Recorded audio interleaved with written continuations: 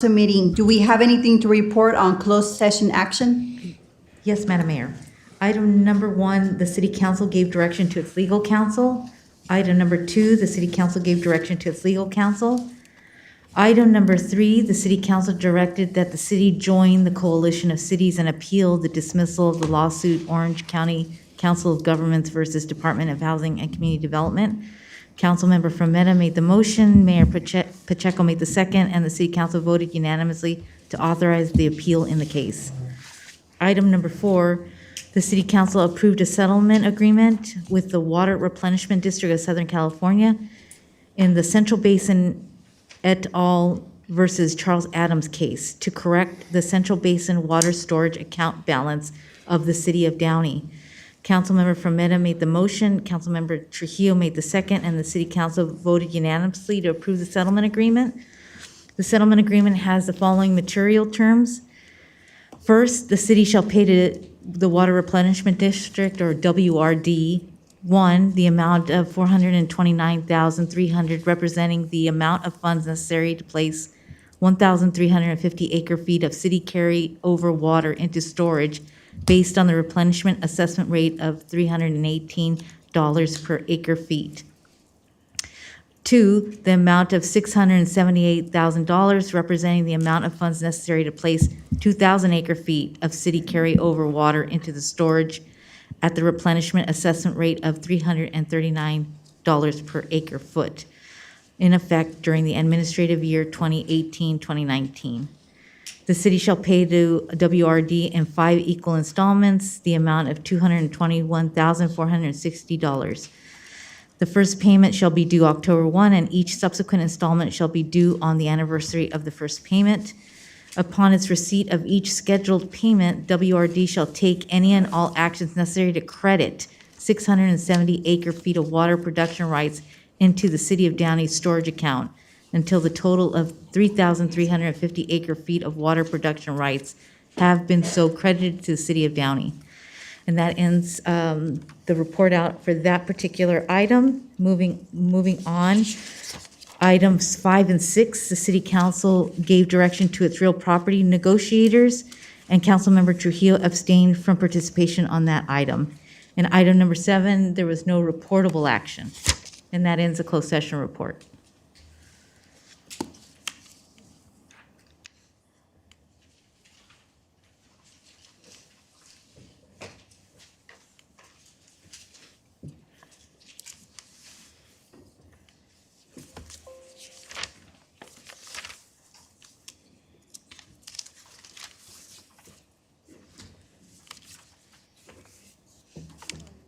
Thank you, Madam City Attorney.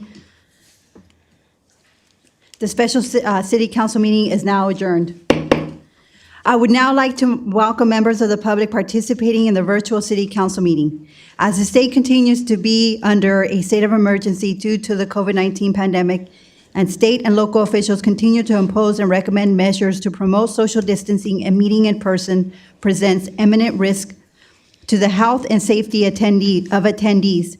The Downey City Council has adopted a resolution authorizing the use of remote teleconferencing pursuant to Assembly Bill 361 and Government Code Section 54953E. The resolution will remain in effect until February 12, 2022. If at any time during the virtual meeting, members of the public experience any technical difficulties with Zoom or YouTube live stream, we ask that you please switch to the alternate platform. Instructions on how to access a virtual meeting via Zoom and YouTube live stream have been attached to the City Council meeting agenda. If at any time during the meeting the city experiences any technical difficulties with one of the 2 platforms, I will recess the meeting to allow members of the public time to switch to the alternate platform. Before I begin the regular City Council meeting, I would like to inform members of the public that I will be taking public comment via our teleconference line. Those wishing to address the City Council may call 562-299-6622 when I make that announcement. As established by the Downey Municipal Code, speakers will be given the allotted 3-minute speaking time for public hearing items and 1 4-minute speaking time for agenda, consent calendar, and non-agenda items. The total oral communication period will be 30 minutes. The mayor may extend or limit the time for individual speakers or the maximum time for oral communications. I remind speakers that their comments will be recorded. Once your time has ended, the call will be immediately disconnected. For those who have submitted their comments in writing, your comments will be read into the record and no additional public comment will be permitted via teleconference. I would like to remind members of the public participating telephonically that the city's meeting rules contained in the Downey Municipal Code prohibit any conduct that disrupts, disturbs, or interferes with the orderly conduct of the meeting, even if you are participating telephonically. A language interpreter is available virtually for those members of the public needing interpretation during the public comment period. I would now like to call to order the regular City Council meeting. City Clerk Duarte, will you please take roll? Councilmember Alvarez. Present. Councilmember Frometa. Present. Councilmember Trujillo. Present. Mayor Pro Tem Ashton is absent. And Mayor Pacheco. Present.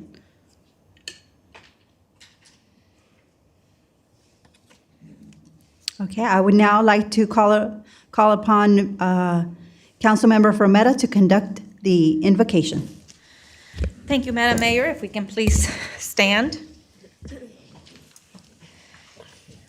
Thank you. If we can please bow our heads. Heavenly Father, we come before you, thanking you for our health, thanking you for this opportunity to come together as a council body and as a city staff, Lord, to make decisions that we hope will benefit our residents greatly. We pray tonight for our city. We pray for our first responders, our police chief, our law enforcement, and our fire chief and fire department. We pray that you would continue to watch over them, and we pray that you would continue to watch over the city of Downey. And Lord, as we begin this council meeting as the first of 2022, help us to remain vigilant and give us the wisdom to make decisions that will be for the best interest of all. In your name we pray. Amen. Now I'd like to invite up Police Chief Leslie Murray to lead us in the Pledge of Allegiance.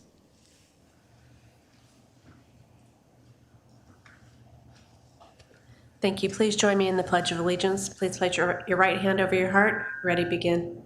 To the flag of the United States of America and to the republic for which it stands, one nation, under God, indivisible, with liberty and justice for all.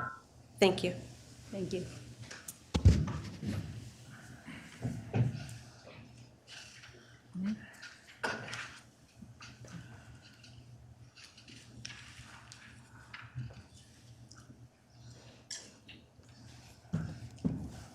Next up on our agenda, we have an update regarding COVID-19 and Downey's emergency plans overview by Downey Emergency Manager Ragdy Cloak. So can I please have you come up?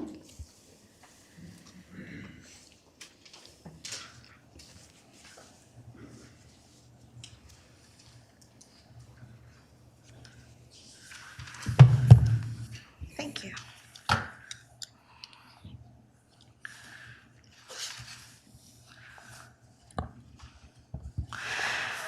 Good evening, everybody. Thank you so much for having me. I'm here to provide an overview of our COVID-19 response here in Downey, and also to give you an overview of Downey's emergency plans. The last time I presented to you was back in August, last August. So we'll do the same format as always. I'll provide current stats, what Downey has done thus far, and the current health order, and how you can get more information. I won't touch on every single thing. I'll just highlight some key points here. In the month of September and October, we saw more stringent standards for workplace. Federal government imposed new vaccine rules for federal workers, large employers. City of Downey hosted rent relief workshop, and we continue to do this monthly. And we also saw here in LA County a deadline for healthcare and home healthcare workers to be fully vaccinated. Continuing in October, in an effort to help support our local businesses, City of Downey did adopt a resolution to help extend outdoor dining programs to December 31st of 2022. And one of the exciting things back in October was our senior programs were back in person again. In November, we started to see a host of different things happening. We saw CDC approve boosters for Moderna and Johnson & Johnson. LA County began to administer Pfizer vaccines to children 5 to 11 years old. We did again see a little bit more stringent standards in regards to vaccinations, especially proof of vaccination at bars, breweries, wineries, distilleries, nightclubs, and lounges. And unfortunately, in December, we started to hear about the Omicron variant, which now I think everyone knows about it. And because of the new variant, we've seen a huge number of new cases. And because of that, in an effort to help with testing capabilities here locally, Downey did help facilitate the opening of a COVID testing site at our Barbie J. Riley Center. And there's a few other locations as well. Follow us through our social media, where we provide the most up-to-date information. And as most of you know, a lot of our employers now are required to provide medical-grade masks to employees, which includes surgical masks, N95s, KN95s. So essentially, it's not just your cloth mask any further. Here's some stats from January 19th. And these numbers are from since the pandemic started in 2020. LA County has seen more than 2 million cases, and unfortunately has seen over 28,000 deaths. Here in Downey, we saw over 30,000 cases and has seen 337 deaths. I won't go through too much about the vaccination data. I just wanted to point out that 68% of LA County residents have been fully vaccinated. Did I say that right? 68% fully vaccinated. Yes. Mm-hmm. Yes. Mm-hmm. Yes.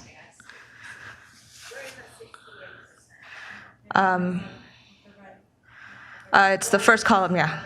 Yeah. And, you know, we have more breakdowns here and there. I just didn't want to get too detailed. I just wanted to give an overview. But in terms of, we actually have 78% of residents, 70? Hold on.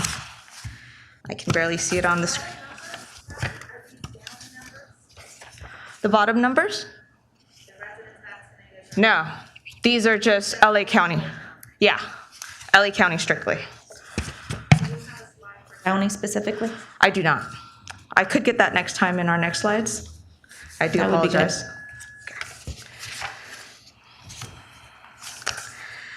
So some updates of the city's effort. We are continuing to have our Emergency Operations Center activation. We just monitor the situation. It is at our lowest level, which is level 3. We continue to conduct cost recovery, essentially making sure that we are taking advantage of the federal resources made available to us to help pay for a lot of our protective, personal protective equipment we distribute and such. And here you see some photos of us distributing a lot of these PPEs to both partner agencies and city departments. You know, we are coming to 2 years now since the pandemic, and you know, there's a variety of programs that we provide throughout the city, both virtually and in person. And so here's just a slew of photos and pictures of different events. We continue to provide ongoing support of food and toy drives. In December, here are some events that was conducted. And we continue to support ongoing vaccination programs, and as I mentioned earlier, testing programs as well. Here's some stats from our business assistant, from our community development block grants. We had $750,000. We've already awarded a little less than half of that. We had already also dispersed $60,000 to the downtown restaurant parklet grants. We have 37 temporary outdoor dining permits processed and 10 temporary outdoor business activities permitted. Here's some stats for our rental resources to help residents who are impacted by COVID.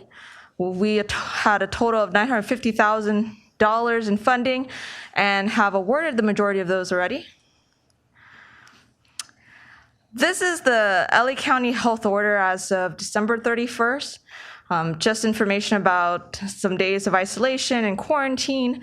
Again, the most notable change for us recently, especially as of January 17th, is the medical grade mask required of employers to provide to their employees. So essentially, mask up, everybody, and it's even better if you can wear your disposable mask, not just your regular cloth mask. If you want more information, you can check us out. Here's our website. If you want to talk to us, we still have our COVID hotline and some other programs, such as our Downey Seniors Wellness Check program. And that concludes COVID-19 updates. Raki, I just want to emphasize one thing. Is Yes. that one of the things that we've done in the city of Downey is that we've operated and manned a hotline by live personnel. Yes. It isn't, a tree, a phone tree, and you get a recording. It's answered by primarily by a really top-notch group of women, Raki included, Judy Montenegro, Maria Rivas, and Vanya Rojas. They do an outstanding job, and they man this stuff, and they stay up to date on all the issues related to COVID, and so you always get a live person. So that's something unique to the city of Downey. Yes, thank you for that. Any questions regarding the COVID-19 updates? I had a question. Yes. One of the previous slides, it mentioned the stats for Downey as to, I believe, the number of deaths. Is that from the beginning? Yes. So from March Since the 2020? pandemic. Are we having any issues? I know that a couple of neighboring cities, I saw in the news, were having not reputable testing sites that were charging residents. How many testing sites do we currently have in Downey? Do you know? Hold on, Judy. We currently have two. Two Well, testing sites. Actually, the city has two, but the county operates some. Kaiser operates another. Yeah. So there are several of them. I'm going to actually hand this over to Aldo in terms of asking about the questions of legal, because we did get several council members that asked us to check into that. We did send code enforcement out to those various locations just to make sure that we didn't have those illegal activities happening in Downey. But Aldo, if you don't mind. Sure. Thank you, City Manager. Yes, in fact, our code enforcement officers have been really active over the last 2 weeks and have made contact with 9 different pop-up COVID testing sites. And their goal is to get people permitted and to have them do it the right way, but at the same time not have a nuisance on a sidewalk or a street or cause that for traffic or take advantage of people that are looking for testing. So what our code enforcement officers do is they show up and ask people to get permitted through our planning department. We're at the point now that we can turn something around within 48 hours. Judy helped us create a checklist so that we can get people up and running. Just this morning, we went out to a site and had them come in that same afternoon. Some don't because they're not reputable, but we are making contacts mostly on your referrals, so I do appreciate that. I know the community's contacted you. We try to get out there within the same day after hearing or getting the reference from the council and the community. I have a question. Is there any way that we can have something in those sites that makes them legitimate, which is like a logo or something saying this is a safe site? Sure. What we do is we ask them to keep their special event permit. So they should have that in their possession. And so what we can do is we could help the council communicate that to the community, that you can ask a COVID test provider, do you have a special event permit with the city? And that could be that barometer. Should they have that displayed, though? I think that's what, no, should they have that displayed? Can we ask that they have it displayed? So that way residents know that whenever they see that displayed, they know that's a reputable testing location. Sure. And perhaps if I can add to that, because I was one of the council members that residents talked to about some concerns. And to Councilmember Trujillo's point, there have been a number of sites that have popped up around our city. And our city currently has 2 that we've partnered up with. But we want to make sure that, again, while there may be some that are legitimate and are great, we want to make sure for the safety of all community residents that they go through that process. But to follow it up a step further, I would like to see our social media to add a sample, or indicating to the residents, this is what our process is, or this is how you can see that the COVID sites are legitimate, right? Or have gone through the city's process, as a way of educating our community. And then as council members, we can share that in our social media platforms. And we can certainly list the ones that have gone through our process as well, Yeah. right? So they can just go and say, if they've gone through it, we'll list them on our social media as well. And a couple of people have reached out wanting to provide services. Who should I send them to so you guys can see if maybe they can get permitted? Community development. all Yeah, that. you can send them to me. Okay, will do. Thank you. Thank you for the update. And then going along with that social media post, could we also put down a phone number where people can call and either report a suspicious site? Sure. Sure, and COVID hotline? Would it be the COVID Yeah, hotline? it'd be if they call the COVID hotline, it's Yeah. that's exactly where they should do it. So that's fine. Yeah. That's a, Okay, but can we put that in a social media post so that way they know? Yes. I agree. Maybe promote the hotline. Do you have a question about COVID? Right. Call the city. We may be able to guide you. Let's promote that COVID hotline. I like the fact that it's live, people answering the phone. Thank you for that. And we Thank you. also have that in the website of the city, right? Thank you. Thank you, Ragdi. Thank you for your presentation. I would just really appreciate for the next update to include some Downey-specific updates. I know the LA County information is good, but I think we can all access LA County information. I think the Downey-specific would be very useful for the residents. Sure. Thank you so much. Definitely. Thank you. Are there any other questions? Or- She's Oh. kind of part two of her I'm presentation. sorry, part I'm two. still here. But no other questions regarding this one? No. There's another Part two. portion. It's not Great job, Ragdi. It is not COVID related, but we did get some inquiries from the public regarding Downey's emergency plan. So I hope to provide just a quick overview of Downey's various emergency plans related to a multitude of hazards, not just the pandemic. So before, just to start it off, the city actually has an emergency operation plan. It's very similar to a city's general plan. In fact, it is a part of the city's general plan. This was renewed and adopted back in 2019, and it gives you a macro level view of how the city intends to respond during an emergency. It's very strategic, not tactical, and it's a preparedness document. So in the plan itself, it kind of gives you some triggers of how we actually activate our emergency operation plan. It could be proclaimed by our city manager. We may follow suit after the county or the state proclaims an emergency, or if the president declares an emergency, or if there was a nuclear detonation. Topics covered in that emergency plan includes a variety of things, such as the different phases in emergency, which is preparedness, response, which we're currently in right now for COVID. We're responding to the emergency. Preparedness, response, recovery, and also mitigation. But it also talks about how we here, City of Downey, will coordinate with different levels of government. So with the county, with the state, and the federal government. How do we request for additional support from these different levels of government?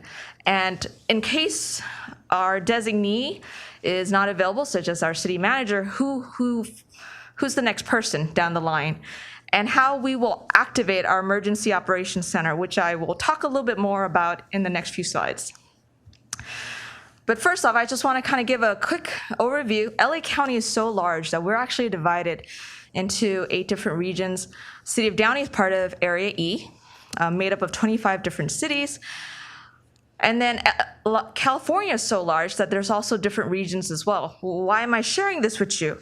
It means that here in Downey, we will coordinate with the county first, and then the county will coordinate with the southern region of California. And then if we are in need of more resources, then we will tap into FEMA's Region 9.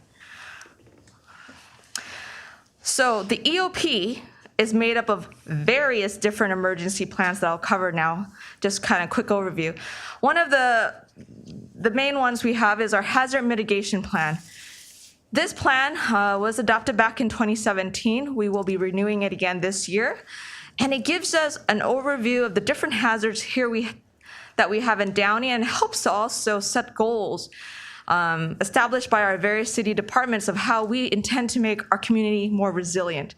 And you actually see this every time you have a council meeting, because there's always some sort of construction work, some sort of planning efforts, and every single one of those little movements is what builds a more resilient community. And this particular plan is what is the prerequisite for a lot of federal grants that is used by not only the city, but also our special districts, like our school districts, or any nonprofit. So generally, if you're applying for a federal grant, they always ask, does the city have a hazard mitigation plan? And the answer to that is yes, we do. This is just a quick summary. Downey's top 13 hazards. Interestingly, the top 3 is earthquake, dam release, and pandemic. So very accurate. We're currently in a pandemic, and in the past several months, we felt a lot of different earthquakes, right? The dam release is referring specifically to the Whittier Narrows Dam. And if you've lived in Downey long enough, you could probably remember back in the days, there was a lot of concerns for it. It's an ongoing thing. There's a lot of different planning efforts related to the dam release. So that's just an overview of the different hazards here in Downey. What is our Emergency Operations Center? It's essentially a central location for the city to coordinate city resources. So something catastrophic happens, just know your city departments come together to make some strategic decisions because there's limited resources, but we want to do the most good with those limited resources. We actually have 2 EOC sites, and it will be chosen based on the incident. Obviously, depending on the incident, such as an earthquake, we may choose one site over another just because the building might not be standing in one and the other's working. Recently, we actually acquired Vaccination. Vaccination is our information management system. This is simply an online platform where we can actually conduct our EOC virtually. So we can have city staff working from home, and it's given us a lot more flexibility in responding to emergencies. We conduct quarterly trainings with our city staff, and there are 4 individuals who can activate our EOC: city manager, fire chief, police chief, or our public works director.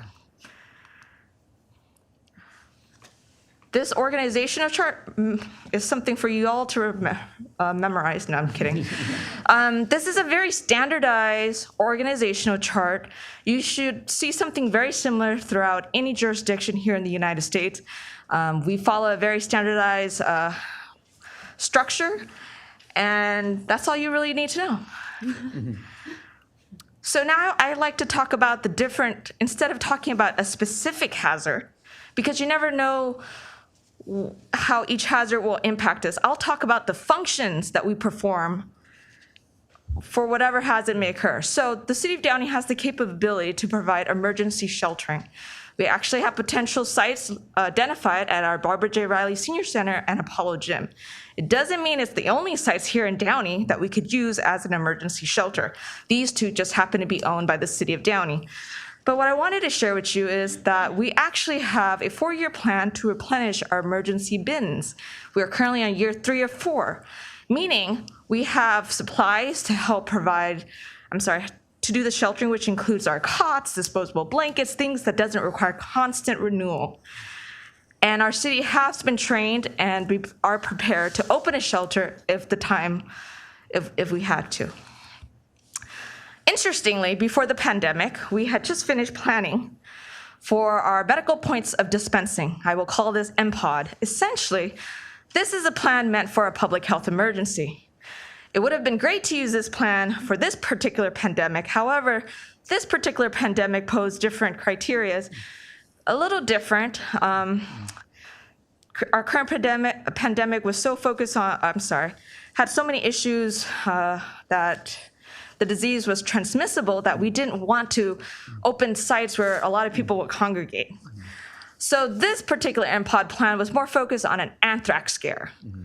So some of the things that we have in place are pre-positioned antibiotics to give to employees who has to be the first line of defense to come in and open up these sites so that we could distribute more antibiotics to the public. We did training and exercise in 2019. Again, I just want to emphasize, just because we have potential sites listed, please don't just show up there. It is incident-driven and dependent on whatever the case may be. These are just potential sites. Some other planning efforts we've done is we actually have a designated phone number to help provide information to the public during a large incident. Interestingly, the current COVID hotline is that line. And we intend to use this for other emergencies too. I'll give you examples. If there was a plane crash, a train derailment, we can use this same hotline to help provide information to the public without having residents flock to that incident site and then preventing our first responders from doing their jobs. So those are some of the planning efforts we've made to help families get more information. Other ways that we notify our residents is we actually have Downey Alerts, which is a voluntary registration mass notification system. You know, you can register to get emergency notification by texting Downey Alerts, one word, to 888-777. And you could test it right now. You'd probably see a response immediately right back. I also wanted to share that we have new capabilities, though we don't use it frequently, to also use the cellular towers. So you're most familiar with it as Amber Alerts or the Silver Alerts. We only use this capability, though, when there's a large catastrophic. And so if you want the smaller incident information, Downey Alerts, but just know that if the city really had to push out major information, we have the capability. Other forms of disaster communication is we actually have a ham radio group who would be used if our regular communication methods go down, such as telephones, internet. So we would actually relay information by these ham radios, which is a relay system as well. We also have satellite phones and CWIRs. These two devices are actually a mechanism for us to communicate with the county. Other emergency policies actually focus on our cooling center. Some, as you know, Southern California is known for some heat waves.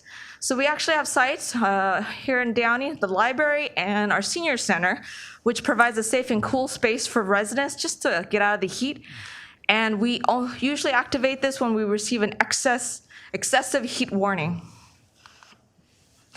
I'm just gonna highlight some few things. Throughout the year, City of Downey is always encouraging personal preparedness. We have our National Night Out in August, our Emergency Preparedness Fair in September, and we have our CERT program, which is a 3-day course that's free to residents to come and learn how to better prepare themselves. We take part in the state's Great Shakeout by participating in the Drop, Cover, and Hold On, and we do full building evacuations for all our city facilities. And we have done active shooter training, and I list a few here from 2018, but just know City of Downey Police Department actively provides trainings to schools and such throughout the year as well. Other planning efforts, just so you're aware that we touch on it, City of Downey does provide first aid CPR training to our CERT volunteers and city staff so that they're better prepared to respond to emergencies. We actually, and this one of the probably, you don't know it, but when we have large events in City of Downey, know that we do event action planning. There's a group of people that comes together and talks about different contingency plans. And of course, we stay very active in with our regional partners, taking leads in a lot of different projects and trainings. But at the end of the day, as much as I talk about what City of Downey does, you should ask yourself what you're doing. Do you have a plan in place for your family? Do you have a kit? Make sure you stay informed during an emergency and get involved. I mentioned the CERT program, but there's a variety of different ways you can better prepare yourself. So Downey is only as successful as each resident as well. And that concludes my presentation about our city's emergency plans. Any questions? I was wondering if we have any relationships with the Red Cross? Yes, we work with them closely. So when we did our mass care and shelter plan, they are our key partner. We partner up with them an upcoming blood drive that we're going to be doing in the next few months. So yes, they're also part of our ongoing Downey Resiliency Group where they come and plan with us. Great, thank you. Of course.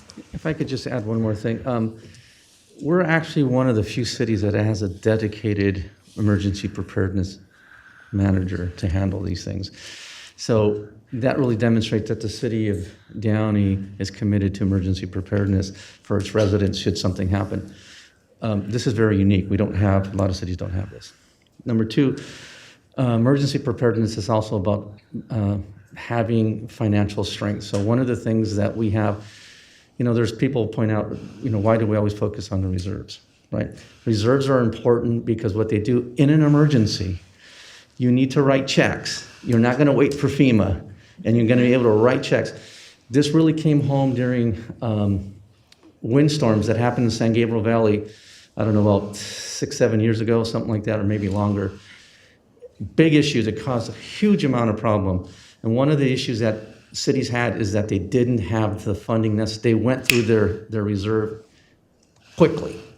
And so one of the things that we do is to make sure that we have a reserve that's in place that we can serve our residents. So that's why it's something that we've always sort of focused on. So those are two things about resiliency that most people don't know about, but are really, really key and important. Thank you. Thank you, City Manager Rivas. Ragdi, very good presentation. I think we've all been made aware through the media and in other ways the tremendous blood shortage that our country is experiencing. In fact, in Southern California, we've had some trauma centers that had to close early at some point during the last several days, last week. And being in healthcare as I am, I wanted to find out from you. I know we've been working on a blood drive sooner rather than later. And could you give us an update where we are with that blood drive, maybe a couple of dates with the Red Cross? I know the staff here in the city had also expressed some interest in donating. So perhaps maybe outside City Hall, and certainly the community has expressed that interest as well. So the good news is when we reached out directly to Red Cross, they actually shared that a lot of other communities have really stepped up and the immediate needs or the appointments have actually been booked up. Now they're really looking more for their spring and summer. So they have asked us to help with more than one date, and we gladly agreed. So we will be doing it in May and August. So and that's how we will be supporting them. I will have more specific dates and information. We'll share it through our normal channels, through social media and such, and we'll give plenty of time for people to sign up.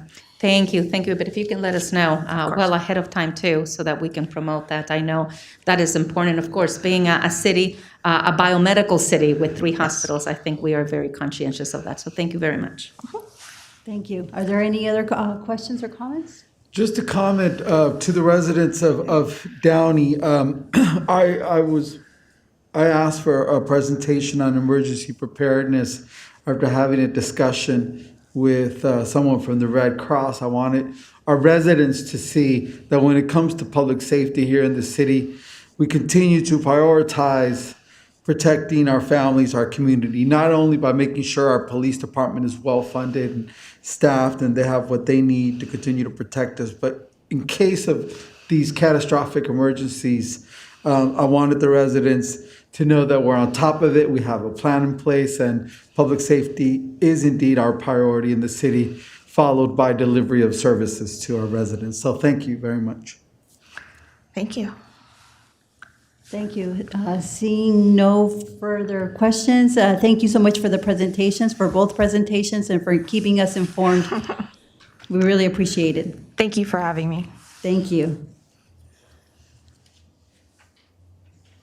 Next up on our agenda are City Council member announcements, requests for future agenda items, conference meeting reports, and I will start to my far left with Councilmember Trujillo. Thank you, Madam Mayor. I had an opportunity to attend the last Sister Cities meeting. And prior to that, I had met with our city manager and Maria Rivas to come up with ways on how we can reach out to our Sister Cities organization and provide support for them. As people may know, we have the oldest Sister Cities chapter in the United States, which is another feather in our hat, if you will. But what I found and I don't want to quote the leadership of the organization, is they're in need of an infusion of members, new members to invigorate that organization. We at the city want to be very mindful of their independence and not cross the line, but approach them more, how can we work together? Whether they want a commission, whether they want a committee, whatever it is, we want to be there to support them. So one of the first things that we're going to do is have a recruitment drive. Everyone's invited. Tuesday, February 23rd, 6 to 8 o'clock. It'll be a Sister Cities social, about a Guadalajara social, they called it, going back to the oldest sister city relationship, that being between Downey and Guadalajara, Jalisco. So it's a Guadalajara social. Light apps will be served 6 to 8 o'clock at Hola Resto Bar in downtown Downey. So if you have a love for Mexican culture and want to get involved, sister cities, and learn more about our relationship with Guadalajara, please join us for that event, February 23rd, 6 to 8 o'clock. Is there a location? Hola Resto Bar in downtown Downey. Today I had an opportunity to walk and tour some alleys with our city manager, our assistant city manager, Aldo Schindler, and with Mr. Kuji, our department head for public works. This comes as a result of some residents reaching out to me to discuss parking issues along Stewart and Gray, sort of at the intersection of Lakewood Boulevard. You know, we've been dealing with some parking issues, and we privatized, if you will, a street. I'm not sure if it was two. And there's a lot of renters at that location, and I want the renters to know that we're working on addressing the parking issue. Today we walked the alleys to see if perhaps we can designate some spots, create some parking. We know that we took away parking, if you will, which was never supposed to have been allowed because it's a safety issue. Our fire trucks need to be able to get through these alleys 24/7. Heaven forbid there's a fire and they need to approach it from the alley. So please understand that if you're sighted, it's not, you know, that the city's heavy-handed, but we need to maintain those arteries open for our fire trucks. So the city's looking into entering into a private agreement with the owners of the Downey Landing along the Stewart and Grave northern border, if you will, of that shopping center to try to get parking spots. So we are working on it. We are going to repave the alleys. They've been neglected. We know that it comes down to money, folks, but we're going to address these alleys. They're on schedule to be repaved. And I really like hearing about how we can put together a comprehensive plan, it's called, to work with the private property owners along these alleys and together bring up some locations up to code and just really beautify our alleys. Particularly, I'm referring to children and the ability to be able to ride their bikes, skateboard, ride their skates in what will be repaved alleys, newly paved alleys, hopefully for use, recreation use. Perhaps some greenery along the walls. We're going to work on plans for our alleys. Wi-Fi plan. I would like the city staff to put together some sort of coalition or a committee, if you will. I don't know if we can call it Downey Connect, but I would like to sit down with the school district, our IT department, and figure out and develop a Wi-Fi plan, if you will. I would like to come up with a strategy on how we're going to bridge the digital divide, if you will. I'm most concerned about our Title I kids in districts 1 and 2, but really throughout the whole city. If you're familiar with the Title I designation, it tends to be the lower socioeconomic student population. I'm sure we have a good percentage of these Title I kids in Downey, and I would like to make sure that they're able to connect to the internet. So if we can put together this Downey Connect committee or coalition and start meeting regularly, I'll leave it up to the staff to decide who should be a member of this coalition, but I would like to have our first meeting in a month if possible to start talking about developing a plan for free Wi-Fi in the city. The next issue I want to address is litter.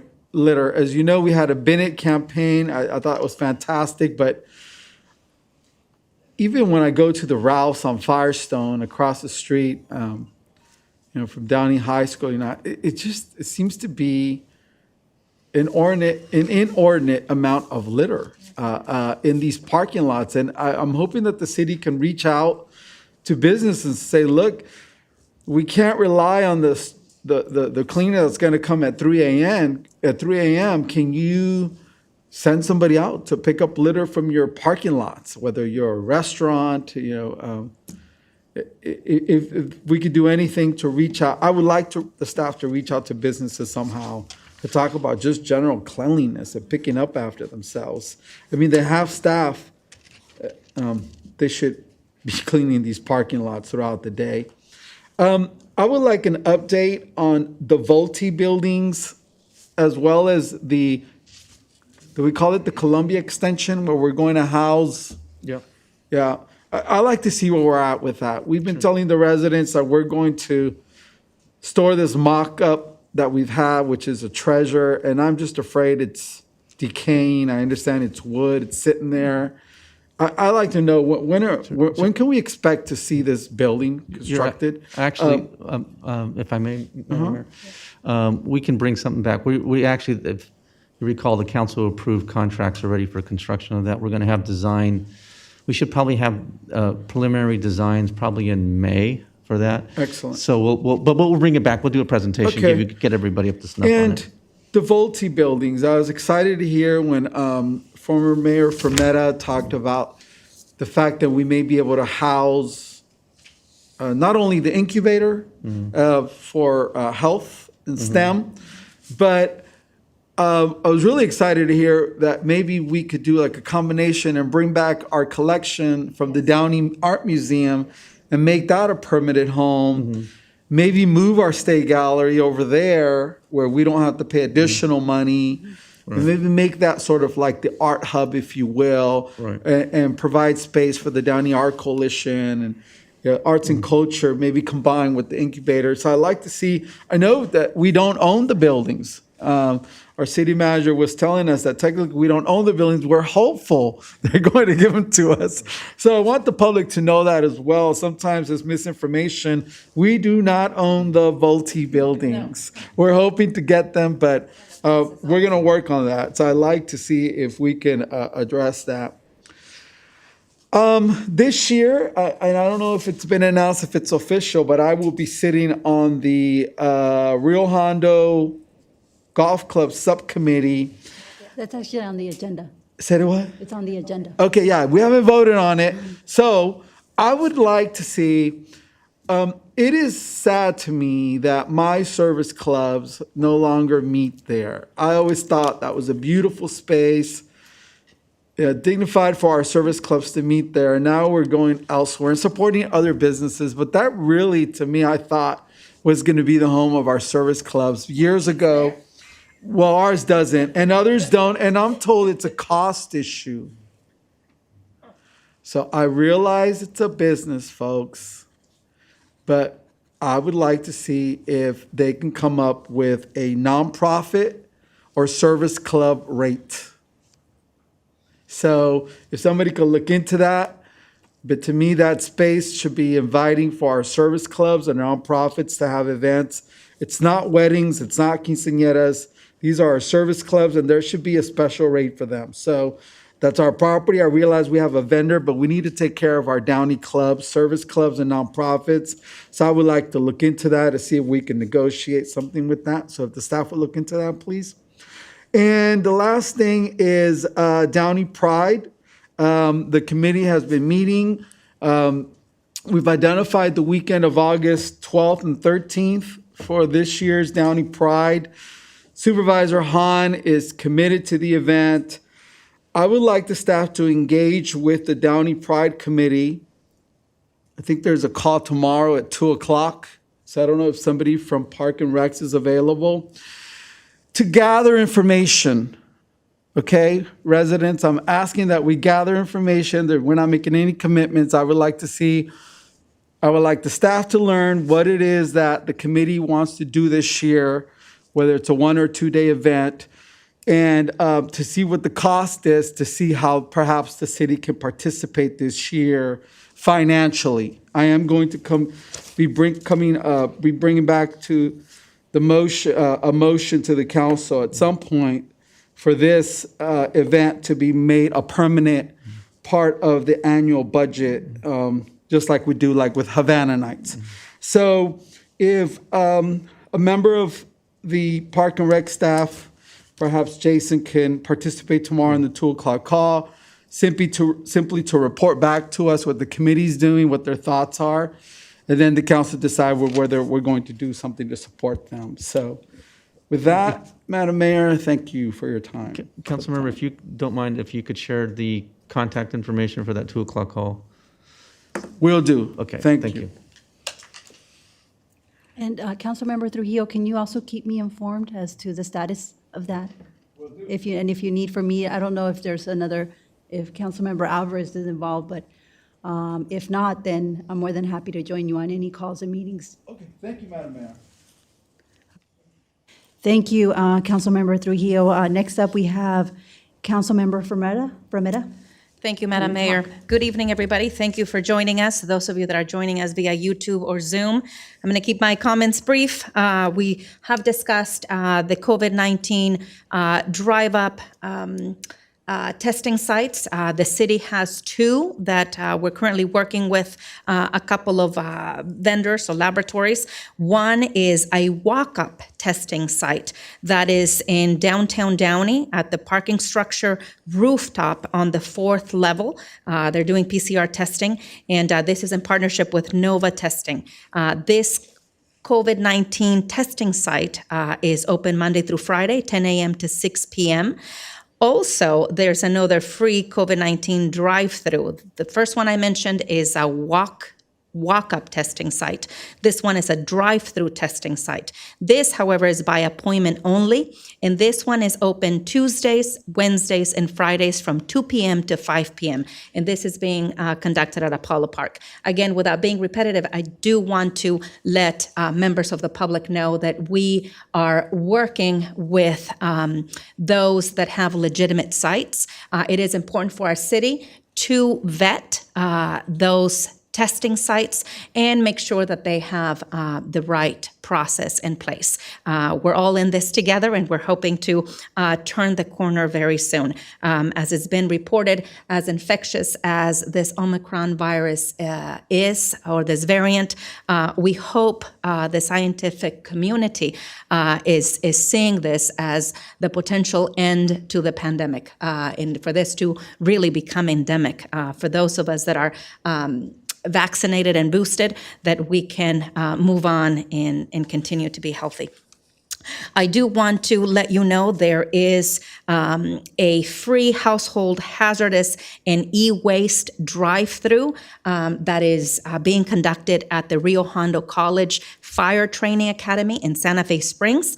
Why am I mentioning this if we're in the city of Downey? Well, because we work collaboratively with surrounding cities and to provide this services free to our community. In this e-waste drive-through, you can discard properly of your electronics that don't go in our regular trash receptacles.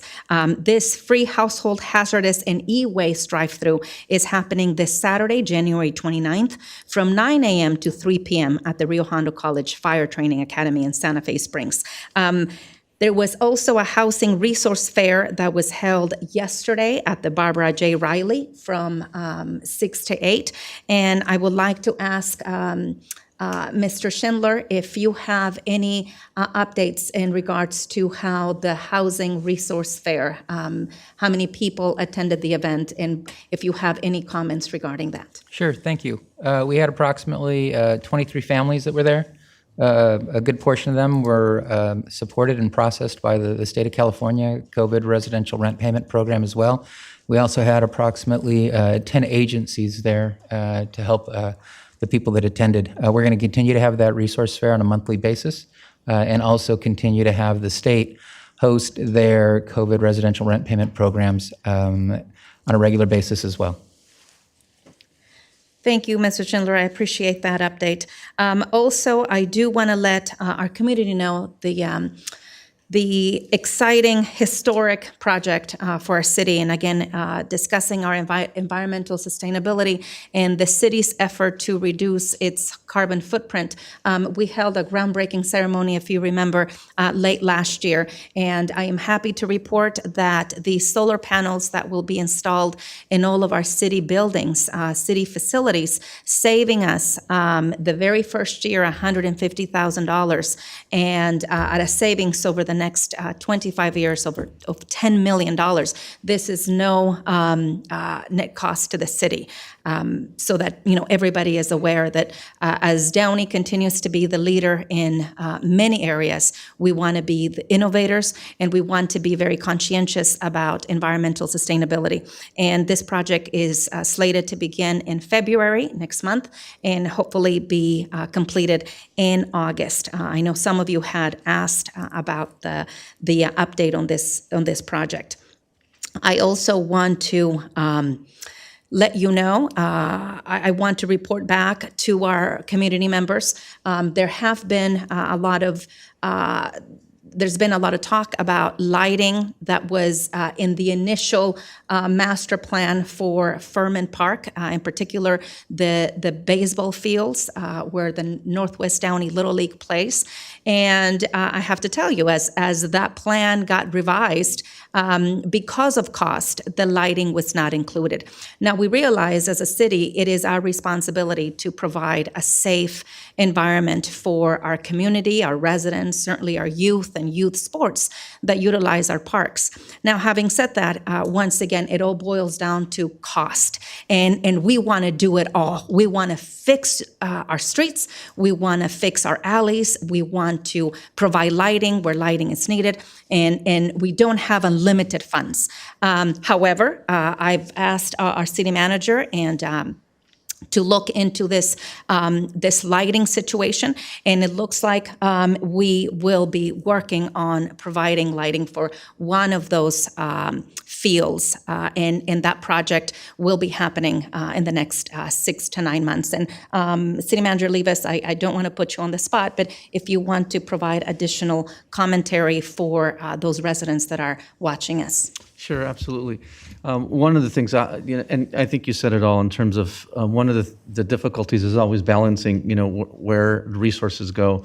One of the things actually on tonight's agenda is, I believe it's tonight's agenda, there's a grant that we are going to be submitting for and getting for Furman Park that will be a water sustainability grant. And one of the things that we'll be able to do as part of that grant is we'll submit for lighting for one of the parks. So we'll be able to get some grant funding for one of those ball fields. Thank you very much, City Manager Levis. And again, I will be providing additional updates regarding this project. It is important to us, and I know that many of our youth sports and their families play in that area. Also, there's been a lot of community calls regarding the use or the retrofitting of a tennis court to a pickleball. And again, we don't want the residents to all of a sudden be alarmed and say, oh my goodness, the council wants to take our tennis courts. But we also have to be, we have to look at the usage, and we have to be cognizant of the fact pickleball has become a very popular game across California, and especially around our mature audiences. And if during the day certain fields or certain areas within our park, and in this particular situation, Furman Park has availability, why not look at the possibility of retrofitting one of the courts so that it can provide that usage for pickleball. And I know that our interim director of Parks and Rec, Jason Chacon, is looking into this and will bring back additional information for the council to consider. But I wanted the residents to know that we are aware of that as well. One of the things that I want to be also sharing with our community is that, as you probably have seen during our social media campaign, and I've asked this some months ago, so thank you, Delfino, and thank you, Judy.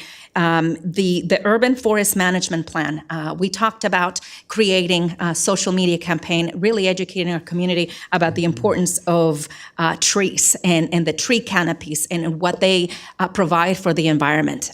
They sequester carbon emissions, and that is very significant considering the geography of Downey. We are smack in the middle of a lot of freeways where there's millions of cars traveled annually. So we want to be able to make sure that our community stays healthy. And I want to make sure that our residents are made aware of the types of trees and this urban forest management plan that the city has, and so that we are cognizant of the value of trees and the trees in our neighborhoods. Last but not least, I would like to ask staff an update on the historical preservation ordinance that we spoke about late last year. This is important for our community. We've talked about the significant costs that this would bring by hiring individuals that are experts, subject matter experts on this particular field. But we want to do is really identify certain buildings in certain areas so that we can move forward sooner rather than later with a historical preservation ordinance. I think the council has that appetite at this point in time, and I believe that we can move forward with that. I would like to ask staff to look into that. And then a couple of other things. Holiday decorations. Many homes in various neighborhoods continue with those holiday decorations. I know we have an ordinance in our city that allows for, I think it's 60 days past a holiday. I want to make sure, I don't want to be a pain in the rear for our residents, but I do want to make sure that we are cognizant of that. Also, the speed enforcement for our police chief. There continues to be significant speed issues in the major thoroughfares. In fact, I think we're all aware of the deadly collision on New Year's Day in the corner of Florence and Woodruff. That's very close to where I live. And I would like to request speed enforcement in the following thoroughfares. Of course, Florence between the 605 and actually Old River School Road. That is a very large segment. I realize that. But as I drive around and I actually stop in certain segments, I see quite a bit of speeders. Imperial Highway between Lakewood and Paramount, and also Firestone Boulevard between Stewart and Gray, where it curves, and Old River School Road. Those are significant areas where we see a lot of speeders. And that will conclude my comments, Madam Mayor. Thank you. Thank you, Councilmember Fermetta, and thank you for bringing up the Furman Park issue. I know we both had an opportunity to speak with our city manager, so I'm glad this issue will be resolved. Before we go on to Councilmember Alvarez, I had a quick question regarding the tennis courts? Isn't there one a multi-use court where it could possibly be also used as a pickleball court? There is a multi-use court there. We can certainly take a look at that. I know it's going to be foosball or. But yes, there is a court that we can take a look at as a possible pickleball as well. Yeah. Okay, Yeah. so maybe we can look into that. Sure. Thank you, and now I'll proceed on to Councilmember Alvarez. Hi, good evening, everyone. I just wanted to take this opportunity to thank Supervisor Janice Han, her staff and office, and our staff as well for all of their hard work and assisting me in bringing the shower of hope to my district. Also, I wanted to thank Gilbert and staff for bringing the sites of testing of COVID PCR test. As you all know, providing services to our unhoused population and advocating for affordable housing in our communities is one of the top priorities. It is also not a secret that Councilmember Fometa and I have had our difference. For that reason, I was thrilled to hear talk about the importance of bringing the shower of hope to the city of Downey during her recent interview on Downey Patriot podcast. I am happy to see the council member Fometa has expressed the value of the shower of hope and supports this vital service that I help bring to the city. I look forward working with the council member Fometa and the rest of my colleagues to bring this and other essential resources to our unhoused population throughout the city. Finally, I just wanted to comment on something recently brought to my attention. As most of you know, the county is verifying signatures collected for a recall against me. And I'm afraid I have to disagree with the basis of the recall, but I believe in respecting the will of the voters. Sadly, that is not the case with the recall proponents who launched the effort within the first 6 months of my term in office in an attempt to undo the electoral decisions. I believe in respecting the will of voters and ensure a fair recall process. I am concerned about reports that I received from several members of Downey. There's a Christian church stating that they were provided gift cards in exchange for their signature on the recall petition. Offering gift cards of any kind in exchange for a signature is not only inappropriate, it's immoral, and it's illegal. This matter is being referred to the proper authorities. Thank you, and I still wanted to bring up that if I might ask Yvette for the sick leave that is going to start today for the COVID. Yes, I advised Councilmember Alvarez today that in the LA Times, it was reported, and a press release was issued by the governor that COVID sick leave, supplemental COVID sick leave will be reinstituted as a requirement for employers with 26 employees or more. And so that will kick in, and it'll be retroactive from January 1st through September 30th. So they haven't told us how they're going to be rolling that out, but it is something that is going to kick in very soon. So I just thought I'd let the rest of the council know that. Thank you, Councilmember Alvarez. Yvette. So yesterday I was at the Housing Resource Fair too, and it was a great opportunity to see how staff was there and working. I wanted to thank staff and Aldo for that. Also, I wanted to ask if there is any way that we can do flyers, media, mail on behalf of the recycle of organics, because I have encountered with a lot of families telling me what is it that we're gonna do on that behalf, because there's different things going on in another city, so they just wanted to see what's going on in this area.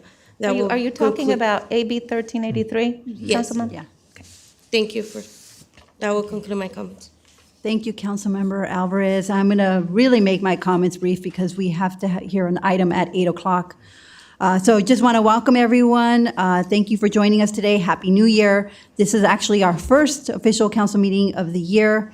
And unfortunately, due to the Omicron variant, our council chambers are closed to the public. But we are hoping that once again, we will reopen as soon as it is safe to do so. So I thank everyone for being patient and just want to welcome you to our first meeting of the year, which, like I said, unfortunately is virtual. An event that I attended and I was very fortunate and honored to be able to attend is the U.S. Conference of Mayors. It was a week-long conference over in Washington, D.C. And due to this COVID,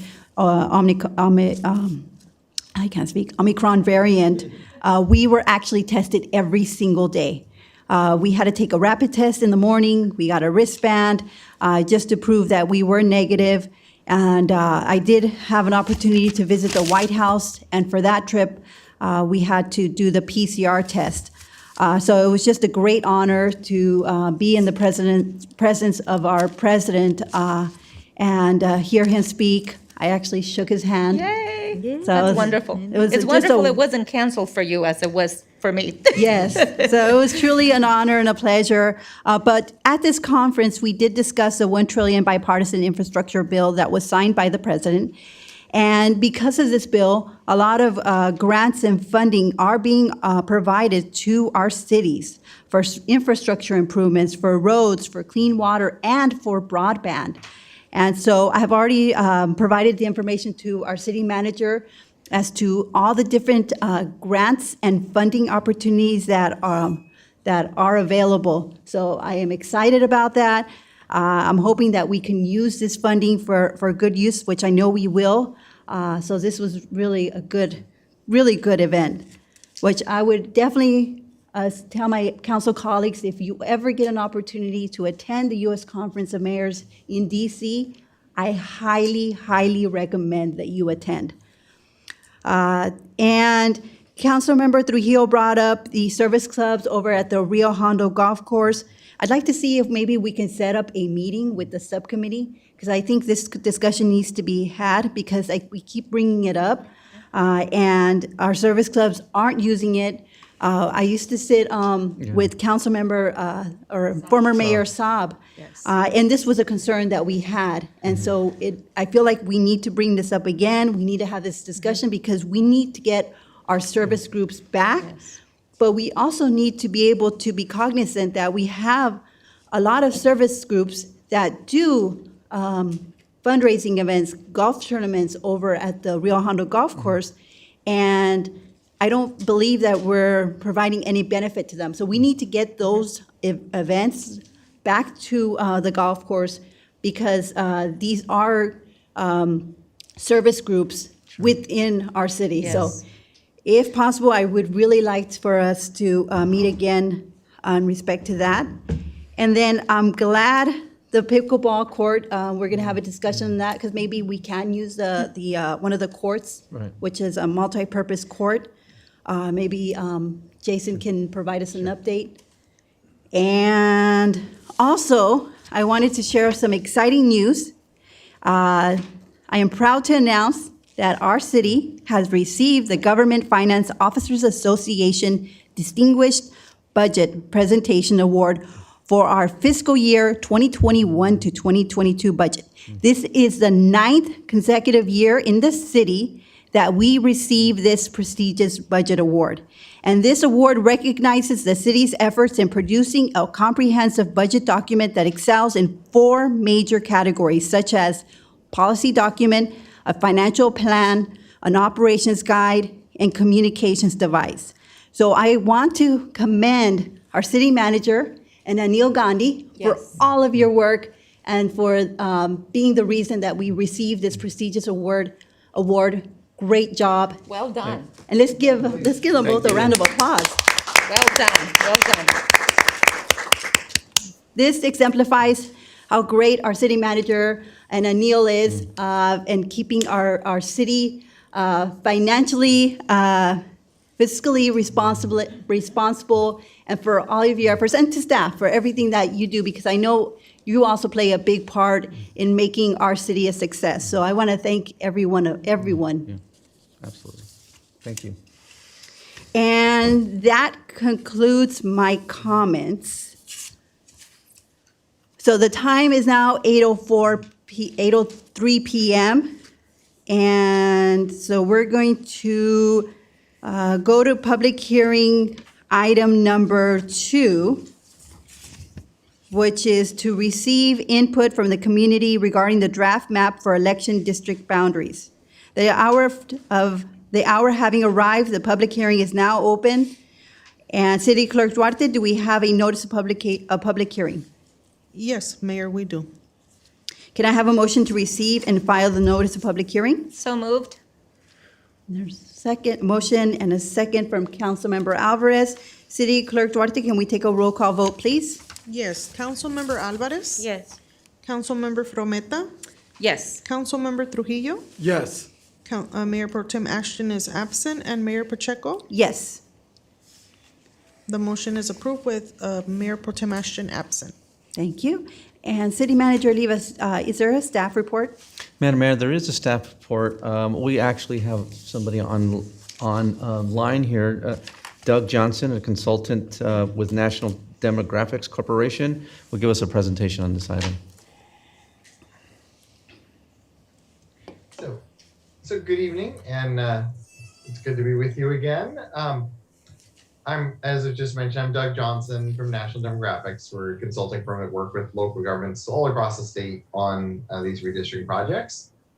And I won't go through all the introduction stuff that we covered at the first hearing, but let me share my screen here briefly. Just as a brief reminder, when we're talking about redrawing the district lines, this is a process that has to be done after every decennial census. So the 2020 census happened, and eventually we got the data. And so now each jurisdiction that uses by-district elections needs to revisit those lines and bring them into population balance.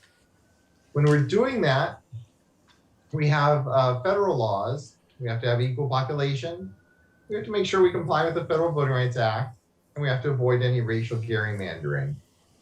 We also now have new rules, which weren't around 10 years ago. These are new in 2020 from California, which are in ranked order. So first, California says the district has to be contiguous. Second, we have to use neighborhoods and communities of interest kept together as much as possible.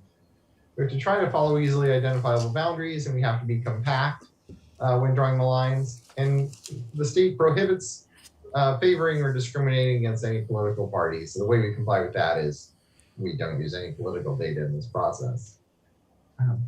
Once a map complies with all those statutory requirements, then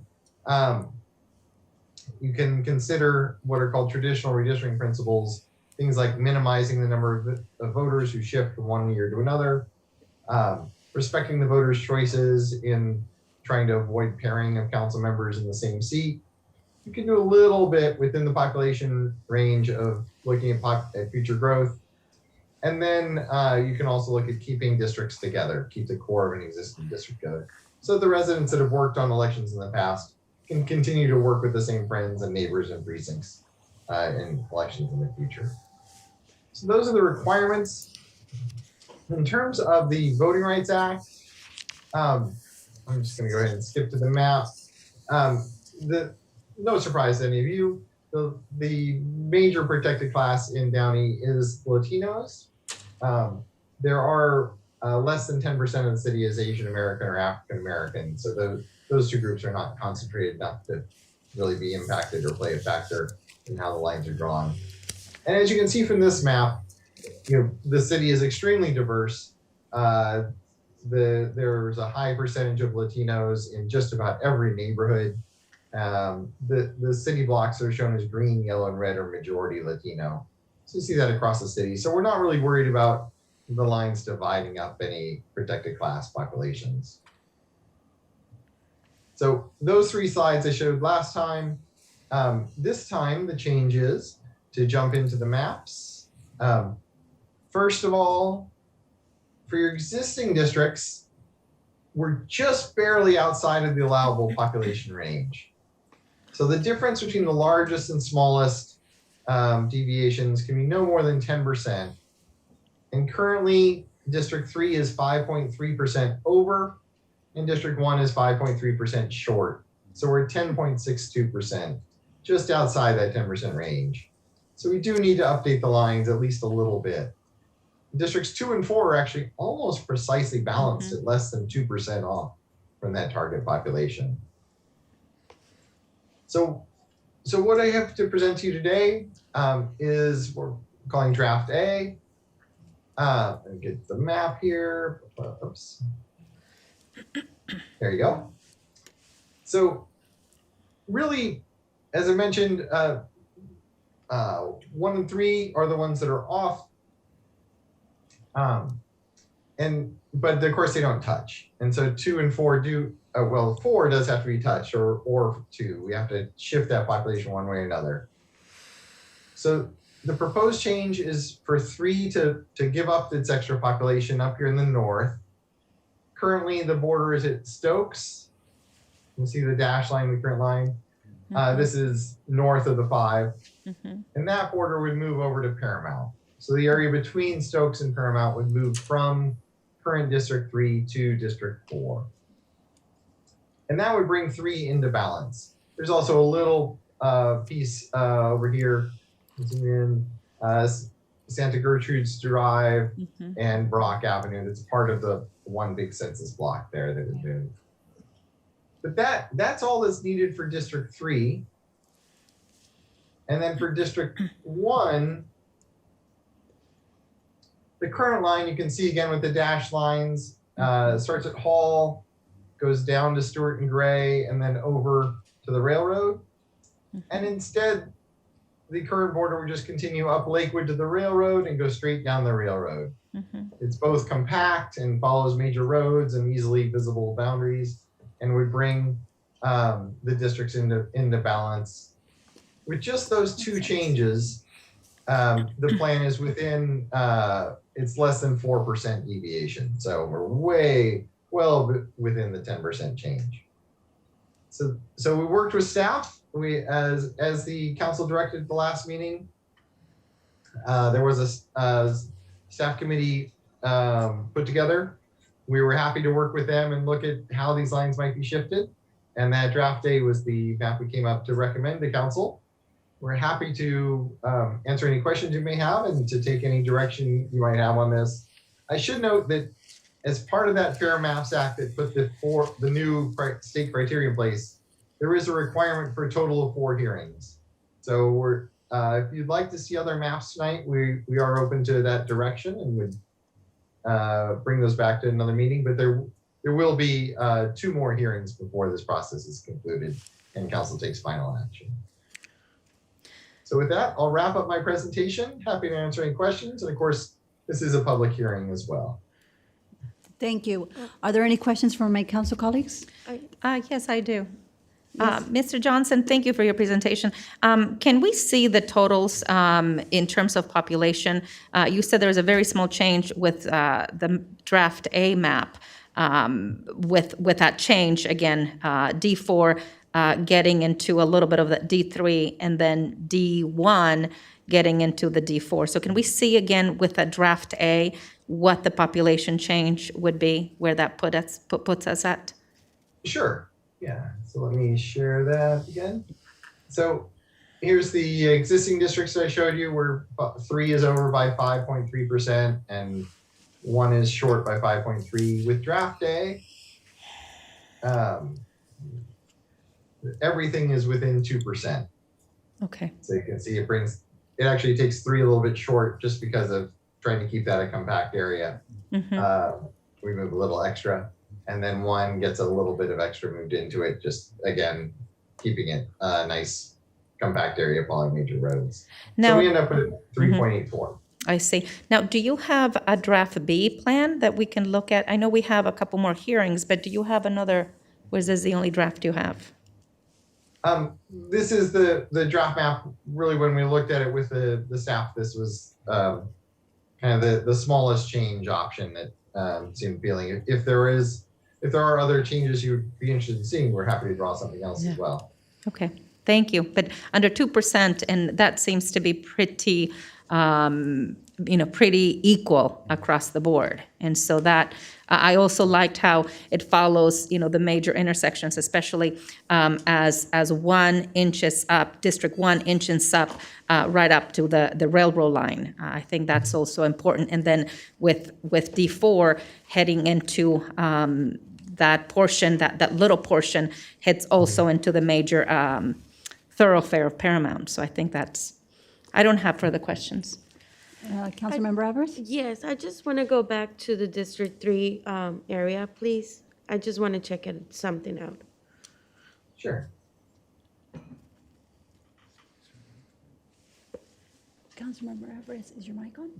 Say that again. Is your mic on? Oh, yeah, it's on. Can you see? Yes.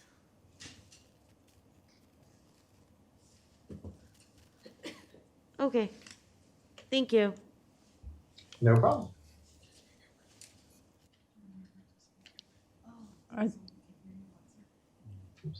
Are there any other questions from my council colleagues? I did have a question. Is there a reason why we didn't go, like, District 1 go into District 2, and then District 2 go into District 3? Like, is there a reason why we went the other way? Just curious. Yes, we actually did look at both approaches, and it just worked out that going the way we went, we were able to be more compact, and the numbers fell into place more easily, as was mentioned with the railroad tracks and Lakewood Boulevard, as opposed to cutting through a neighborhood going the other way. Just made it seem easier from what I can see. No, it makes sense. I was just curious if there was a reason why we didn't go the other way, just out of curiosity. But after this, there's going to be, you said, three more hearings, public hearings, or? Two more. Two more? So we're probably anticipating this to come before the council again for final approval within approximately what month? So likely bringing to you for final approval in March. The deadline is April 17th, so that would give us a little bit of buffer against the deadline. On my birthday. Thank you so much, and thank you for the report and the presentation. Okay, just a reminder, we do need to hold the hearing as well. Yes. Sure. So, let's see.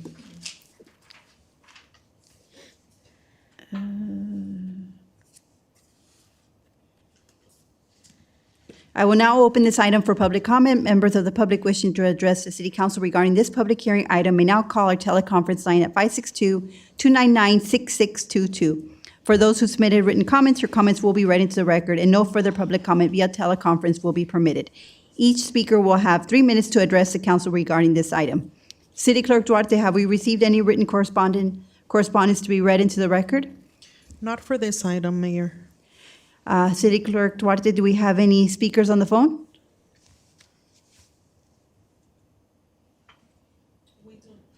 We do not, Mayor. Thank you. I will now entertain a motion to close public comment. So moved? Is there a second? Oh, Mayor, I'm sorry, we do have one call coming in right now. Okay. Is it okay if we? Yes.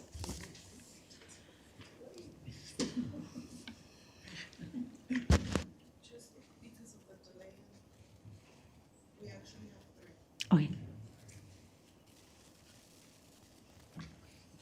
Hello, please state your name and begin speaking. Yes, hello, good evening. It's Rodolfo. So I'd like to point out some numbers in the Downey Draft A table. So I think it's really important for everyone to see these so that we can really understand, what our community is like. Because this is a very important part of the process, hence the consultant put it on here. Okay, so for example, this is just an example. I want everyone to look at language spoken at home. Spanish, that's 61%. English, 31%. Those are striking differences. Striking. So much so that it's very concerning when, we have council members speaking out against speaking Spanish. So take the information from your overpaid consultant and start respecting the Spanish-speaking community. So that's one fact. Another fact that's quite interesting is the education. So you can see, again, the overpaid consultant has 3 categories for among those that are age 25 plus. So they have high school grad, bachelor's, and graduate degree. Well, who's missing here? No high school degree, right? It's outrageous that population is not being represented in this table. You can add up the numbers and you'll very quickly see the reality. So you can add up.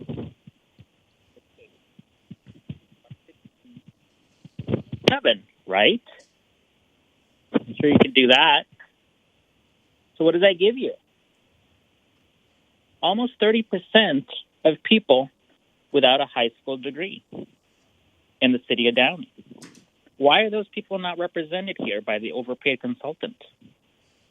Also, very recently, as already has been mentioned in the meeting, the former mayor made a statement about that population, which makes up 30% of the population, saying that essentially those on the council who don't have a college degree should not be on the council.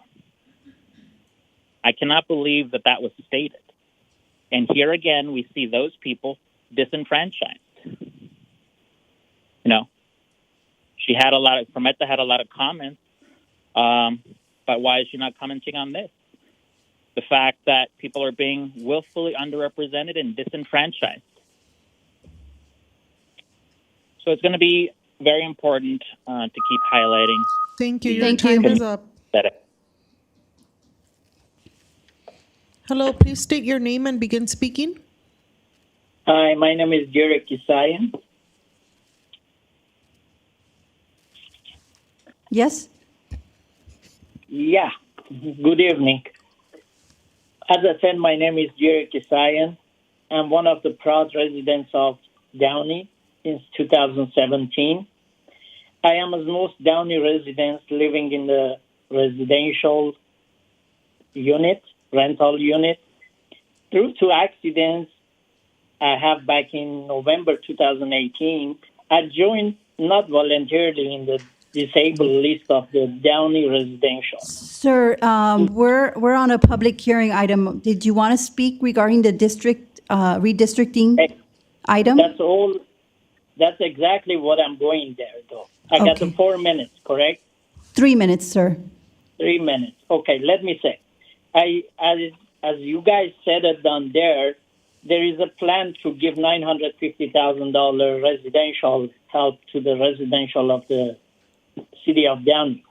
My question is, I'm one of the top 10, eligible residential in this city, which haven't received any penny of this $950,000, which you guys claim for it. I'm sorry, sir. Sir, I'm sorry. That's not on the on this item that's being heard. So if I can kindly ask you to please call when we get to another non-agenda items. Like which agenda I should call, though? So on non-agenda. Okay, when will be that one? Hopefully in another half an hour or so. Well, I'll Okay. make that announcement, though. So hopefully you're watching us, and I'll make that announcement. Okay, thanks Okay. a lot, though. Thank you. Are there any other callers? Yes, Mayor. Hello, please state your name and begin speaking. Yeah, BC from District 3. And I would like to see if Mr. Johnson and staff can come up with another map that would be more streamlined and simplified, but actually strengthen the residents and the power of the vote to make these districts more competitive. I would wonder if they could actually divide the city up into 3 slices of a pie. If you could put, for example, like a circle with a dot in the middle and draw lines to 10 o'clock and 2 o'clock and 6 o'clock, and take those populations, which seem to be pretty steady on the demographics, and you could tweak it either clockwise or counterclockwise to have them balanced and meet the stated goals that needed to have such a map. But also that would mean we should follow the trend of what's been going on the last 25 years in California, and that is moving to district voting instead of at-large voting. So we would need to eliminate District 5, and in this case, we can eliminate District 3 since the representative there is going to be recalled. So we can streamline our elections and make these races more competitive and much easier to monitor. I think that would be a good idea. And we could do it right away if we could have an ordinance passed or a policy passed from the city council to eliminate District 5, all the at-larges, because we've all moved away from at-large districts. They're no longer relevant anymore. And we need to have an odd number so we could have that election here at the end of 2022. And then the only seat that would be extended would be the mayor's seat from 2024, because Mr. Ashton would be termed out in 22 and Ms. Frometta will be running this year also in 2022. So we could start the transition of voting immediately. Let Mr. Johnson and staff kind of throw that around a little bit. Thank you. Thank you. Any further callers? Hello, please state your name and begin speaking. My name is Mommy. Hi, Mommy. I'm back, Mommy. I want to talk about the elections and public hearings on my input about the community regarding the draft for map elections. Because we know that the niggers like boundaries, just like dumb Joseph Biden, your president, like Mr. boundaries. Mr. Herman, Well, Mommy, stay on topic. Mommy. This is your warning. But, Mommy, I'm reading into the record. Item of public hearings number 2. Public hearings to receive input from the community regarding the draft map for election district boundaries. So am I on topic, you dumb bitch? For the city of Downey districts. Yeah, and I'm talking about the district boundaries. Mommy, don't get upset. It's not my fault you got a pimple on your forehead that makes you get upset at me. Topic. Why are you so angry, Mommy? Second warning, Mr. Herman. Hey, Mommy, how come you didn't record me earlier during the special meeting when I said fuck item number 5 and you guys didn't let me Please hang up. City Hall? Thank you. That is all, Mayor. Thank you. I will now entertain a motion and a second to close the public hearing. A second? So ordered by the mayor. Unless there are any further comments from the council, I will now entertain a motion and a second to receive and file public input from the community regarding the draft map for election district boundaries. Is there a motion? I'll make a motion. And a second? City Clerk Duarte, can we please take a roll call vote? Yes, Mayor. Councilmember Alvarez? Yes. Councilmember Frometta? Is, absent. Councilmember Trujillo? Yes. Mayor Pro Tem Ashton is absent, and Mayor Pacheco. Yes. The motion is approved with Councilmember Frometta and Mayor Pro Tem Ashton absent. Okay.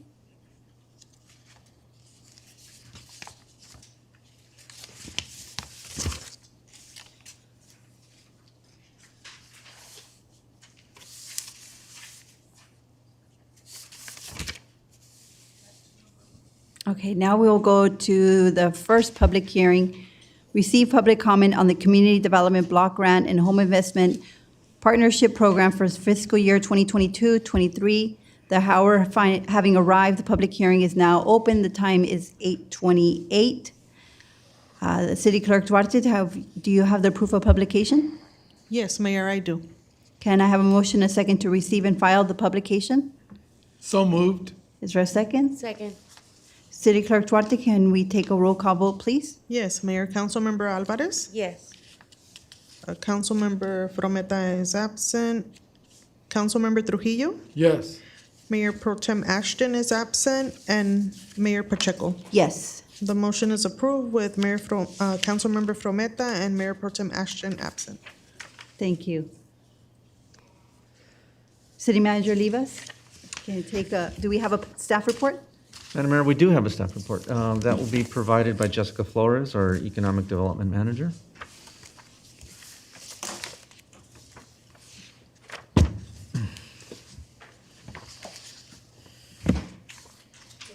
City Manager.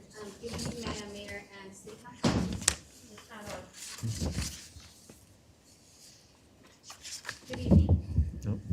Good evening. Is it on? Is it on?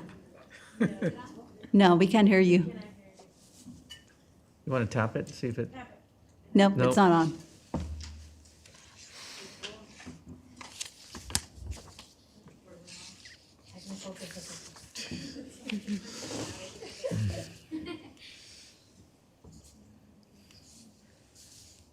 Good thing we have a backup, Jessica.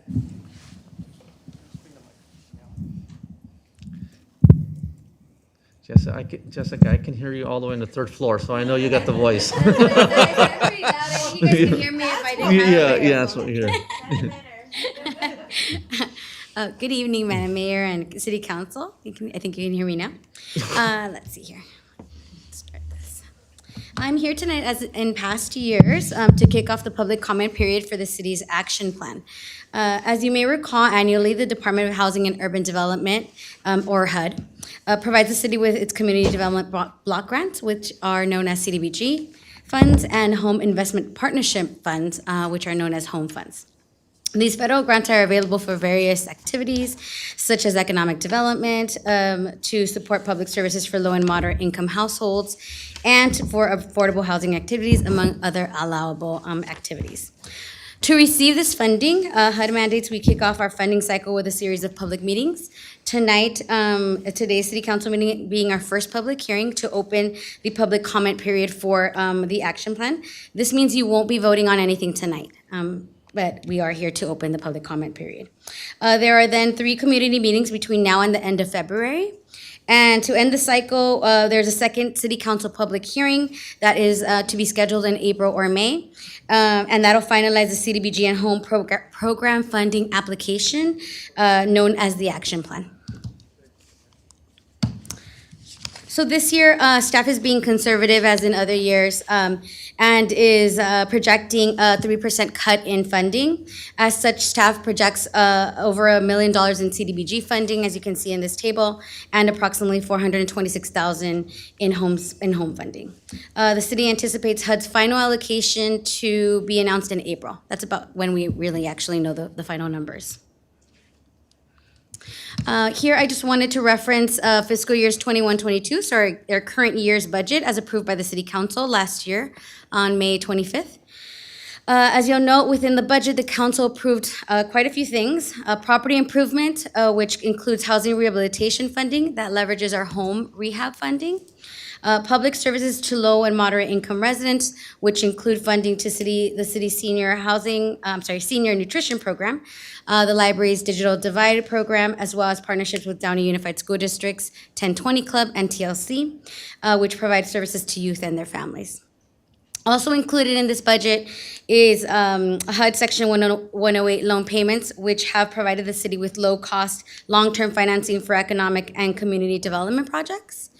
And finally, the budget for CDBG includes general program administration.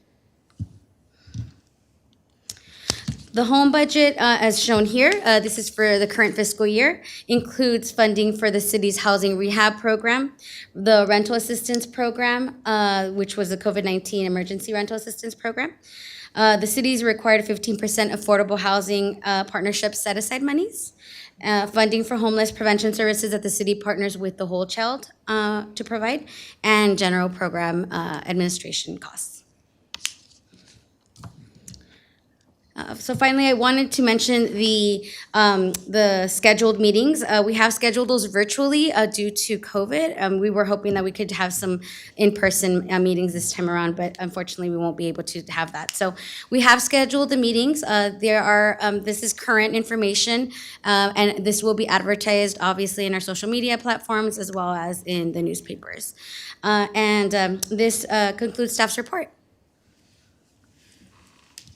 Thank you. And are we going to be, we're going to be sharing this information on social media, and every time that there's going to be a meeting, we'll continuously? Yes, ma'am. Okay, thank you.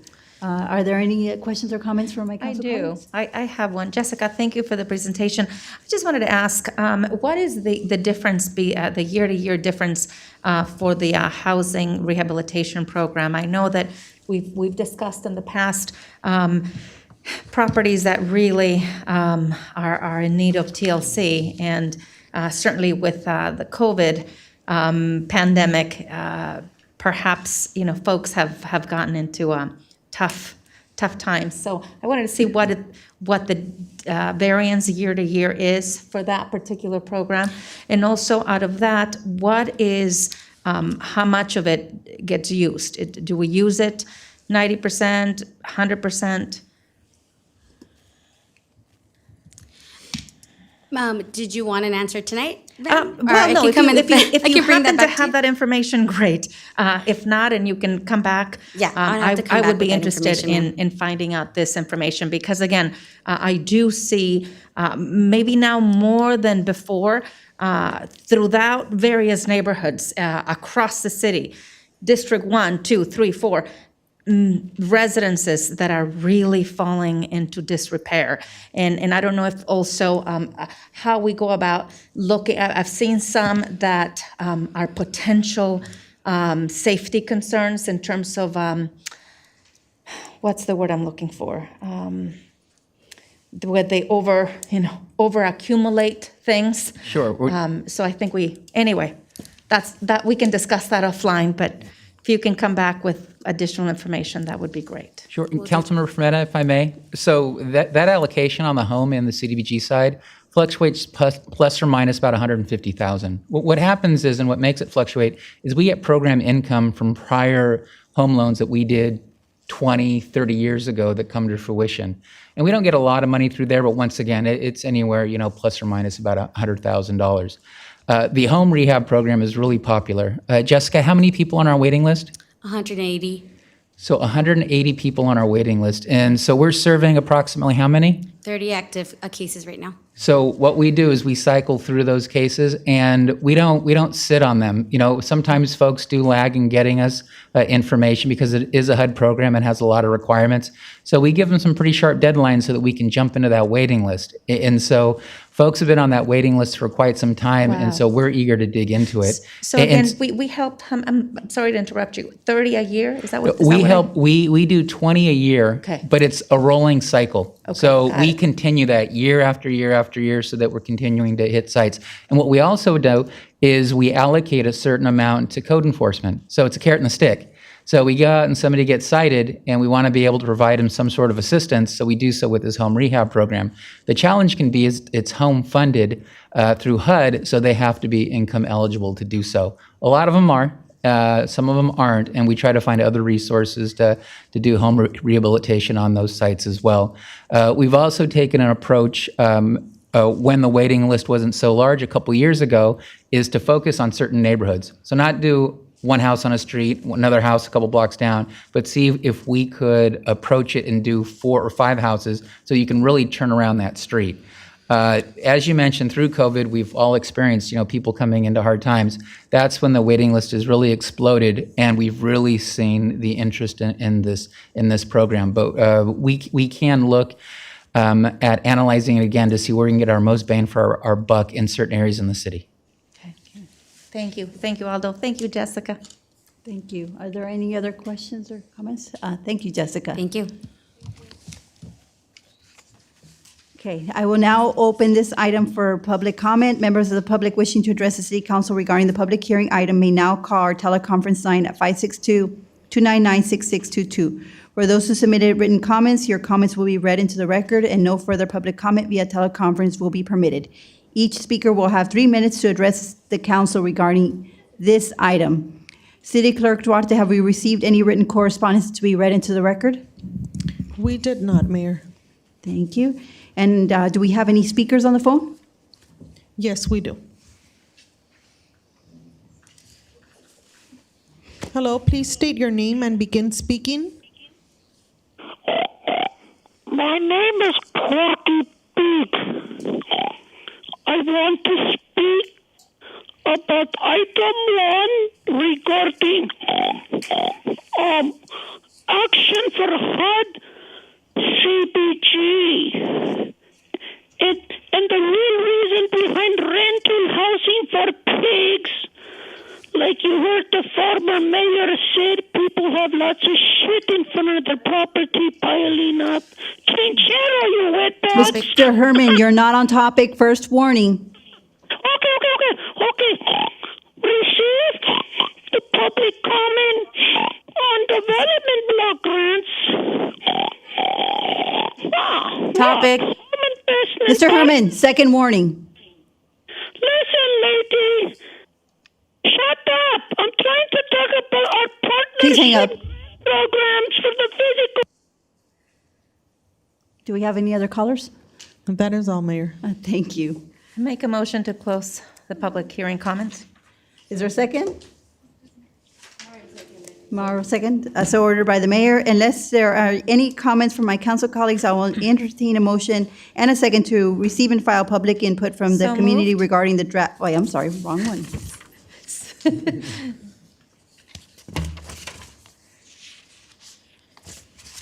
I will entertain a motion to receive and file. So moved. Second. City Clerk Duarte, can we take a roll call vote, please?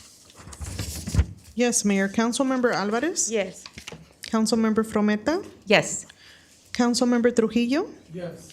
Mayor Pro Tem Ashton is absent, and Mayor Pacheco. Yes. The motion is approved with Mayor Pro Tem Ashton absent. Thank you. Okay.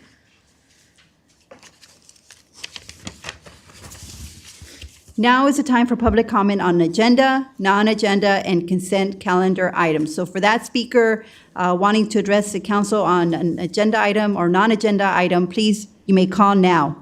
Before we begin the public comment period, I would like to remind members of the public participating telephonically that the city's meeting rules contained in the Downey Municipal Code prohibit any conduct that disrupts, disturbs, or interferes with the orderly conduct of the meeting, even if you are participating telephonically. Each speaker shall have 4 minutes to address the council regarding agenda, non-agenda, and consent calendar items. Pursuant to Downey Municipal Code, the public comment period is limited to 30 minutes unless modified by the mayor. Members of the public who wish to address the city council regarding agenda, non-agenda, and consent calendar items may now call our teleconference phone line at 562-299-6622. For those who submitted written comments, your comments will be read into the record and no further public comment via teleconference will be permitted. I remind speakers that your comments must be addressed to me and not to any other council members or staff members. City Clerk Duarte, have we received any written correspondence on agenda, consent calendar, and non-agenda items to be read into the record? Yes, Mayor, we actually have 3 written comments.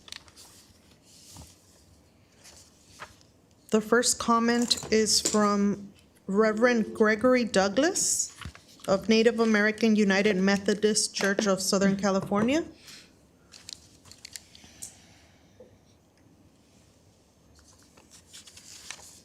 I would encourage the city of Downey to join the many cities regionally, statewide, and nationally in establishing Indigenous Peoples Day. Having been involved in the establishment of Indigenous Peoples Day in Anaheim and being born many years ago in Downey, I was interested in seeing the city of Downey consider this special day. Many of our residents regionally and nationally do not give much thought to the people who cared for these lands long before others came from many other lands and nations. This does not help us know our history or honor the people who not only came before but are still here today. Too often, these people are invisible today, and the outcome of this is to the detriment of us all. A good and helpful step in this is the establishment of Indigenous Peoples Day. I have heard the expressed feelings of changing from Columbus Day to Indigenous Peoples Day and honor these feelings. However, it should also be noted that Columbus Day often gives us an impression that is not completely accurate. First, Columbus did not actually come to what is now called the United States, and the discussion of discovery can give the impression of lands unoccupied. We all know that was not the case, and so the establishment of Indigenous Peoples Day helps us gain not only better perspective, but a more accurate sense of who we are as a nation, state, and cities. I urge the City Council of Downey to establish such a day and help honor the people who are still with us today, in this case, the Tongva, and help open a conversation that leads to a more positive and healthy future for everyone. Good peace. Next written correspondence is from Yvette Xochitl. My name is Yvette Xochitl. I would like to make a comment on agenda item 31. I want to begin by honoring and recognizing that we are all guests to this sacred, unceded Indigenous land that we know today as the city of Down, which is Tongva and Kish land. I want to honor their people, past and present and future, which brings me to why I am submitting this comment today. I am expressing my support to the agenda item 31 to proclaim October Indigenous Peoples Month. Indigenous people are not a thing of the past. We are still here, always have and always will. As First Nations, we do not have rights to preserve our heritage, culture, ancestral knowledge, and ensure our children will grow having access to them. By internal law, we have the United Nations Declaration on the Rights of Indigenous People, then adopted by the U.S. in 2017, which is the American Declaration on the Rights of Indigenous People. More and more people today are realizing their roots are directly attached to the land, that our skin, our languages, we are a direct reflection of the land itself. We Indigenous people of Turtle Island have the right to pass on this knowledge to future generations, and they have the right to know who they truly are and where they come from. Celebrating us for a month is a very small step towards the right direction to reconciliation and the ongoing cultural genocide we still live through today. I highly recommend you read the declarations mentioned above and feel free to reach out to local Indigenous people to work on this measure. The last correspondence is from Lee Squire.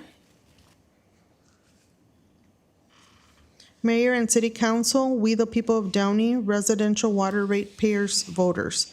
Subject, Kestner lawsuit and demurred chance of change of venue. I am asking if the City Council was provided copies of the Kestner lawsuit filed March 2020 and demur change of venue filed 7/26/2021, both in Superior Court County of Santa Clara. Both legal actions was about City of Downey paying own use of water. The example used was fire hydrants. However, per voter approved Proposition 218, the Right to Vote for Taxes Act is for all water used by city for city-owned public buildings, parks, golf courses, and citywide street medians. Also, lawsuit and demur should have been on regular agenda for disclosure to water rate payers and voters. Both become public records when filed in the courts in Santa Clara County.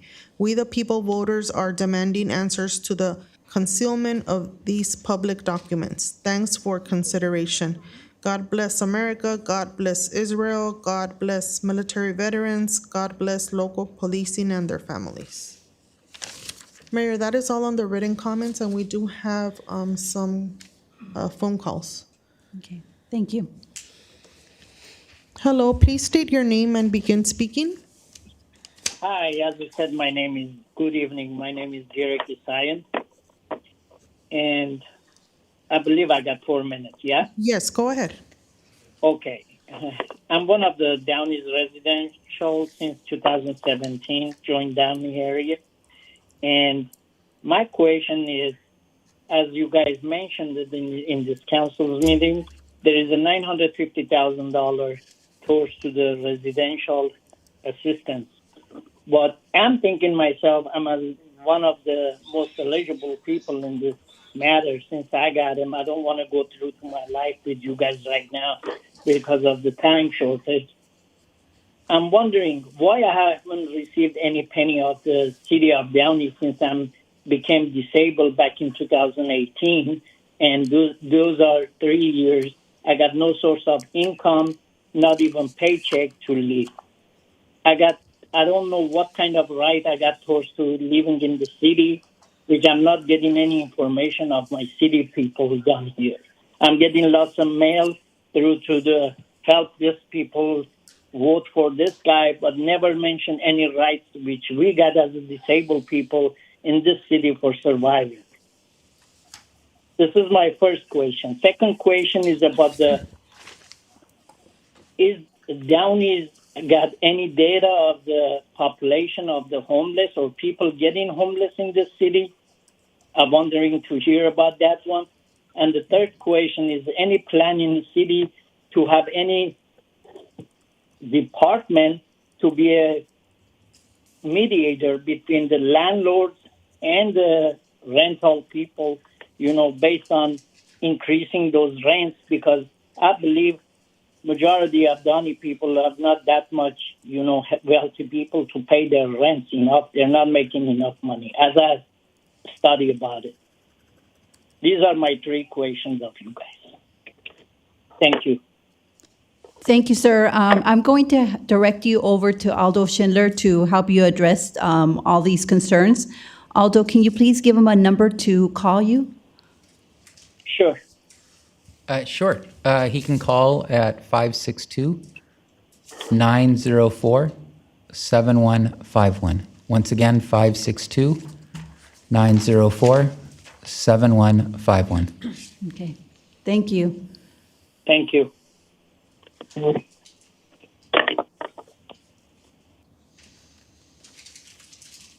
Hello, please state your name and begin speaking.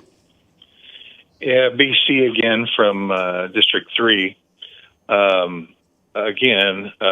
political theater that's going on in this chamber is over the top.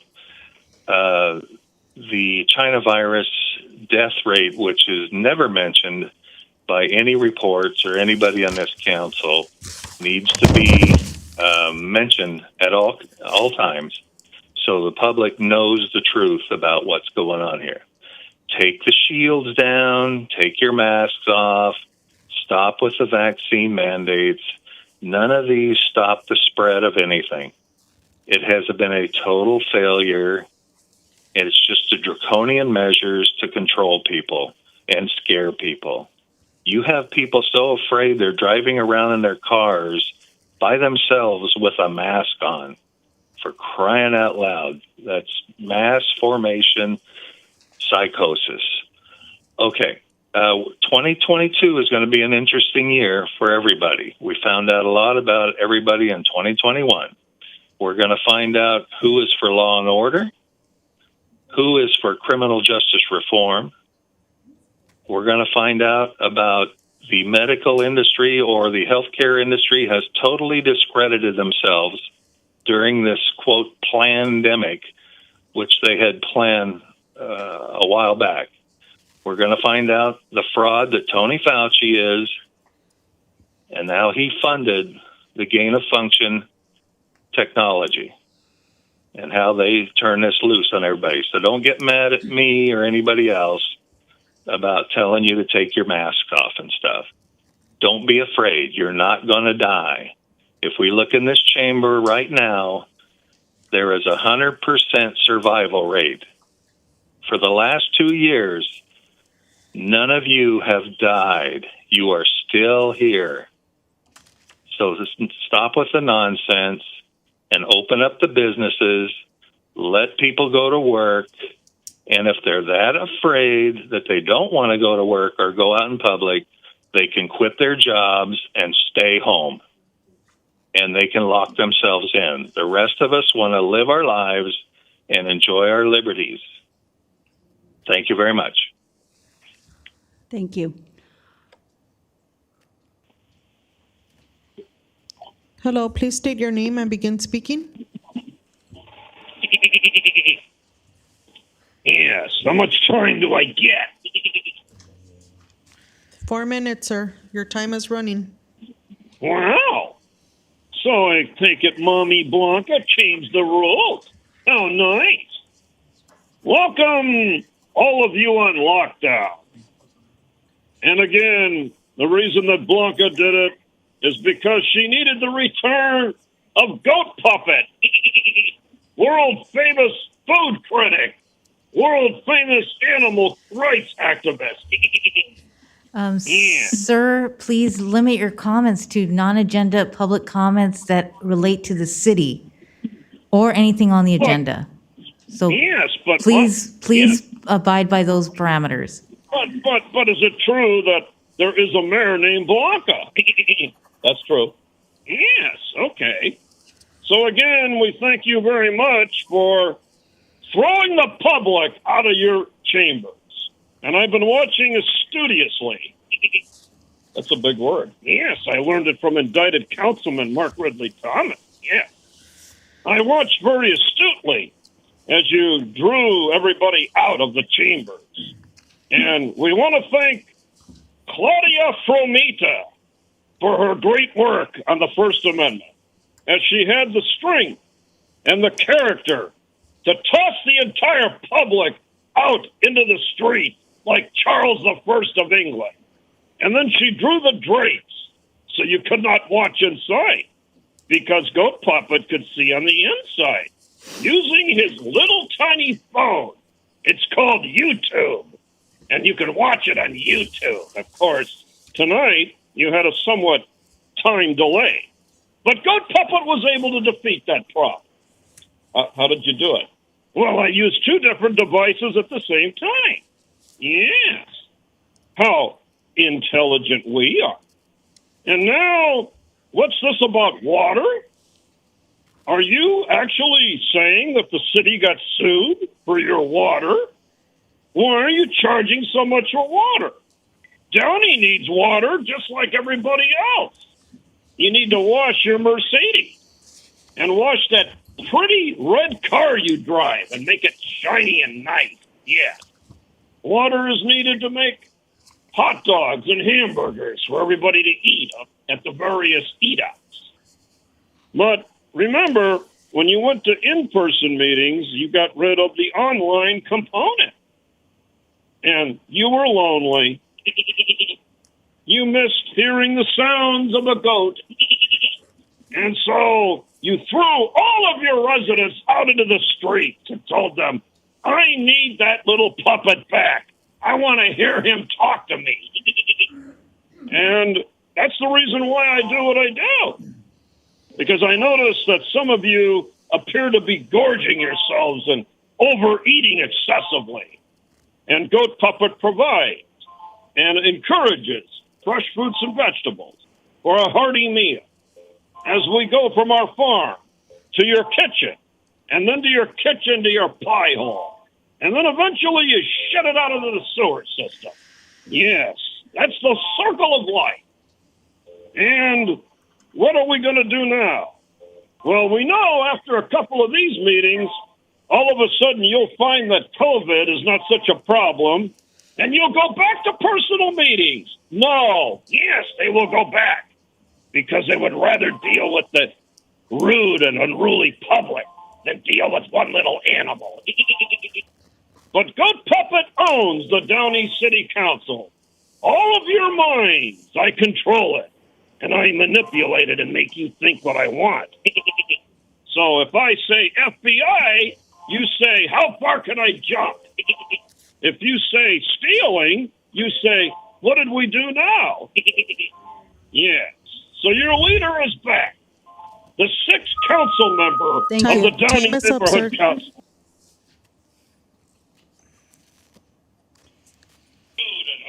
Please state your name and begin speaking. Resident Herman, regarding the City of Downey 2021-2029 housing element. Are you familiar with that draft? Hello? Go ahead. There's a woman in the library who's been a resident there. Driver's license plate, take it down, new sheriff lady. 77R15650. A white Ford, four-wheel drive. Now, what's sad and pathetic, your city housing element does not include the homeless woman living there illegally, being discriminated by you jackasses.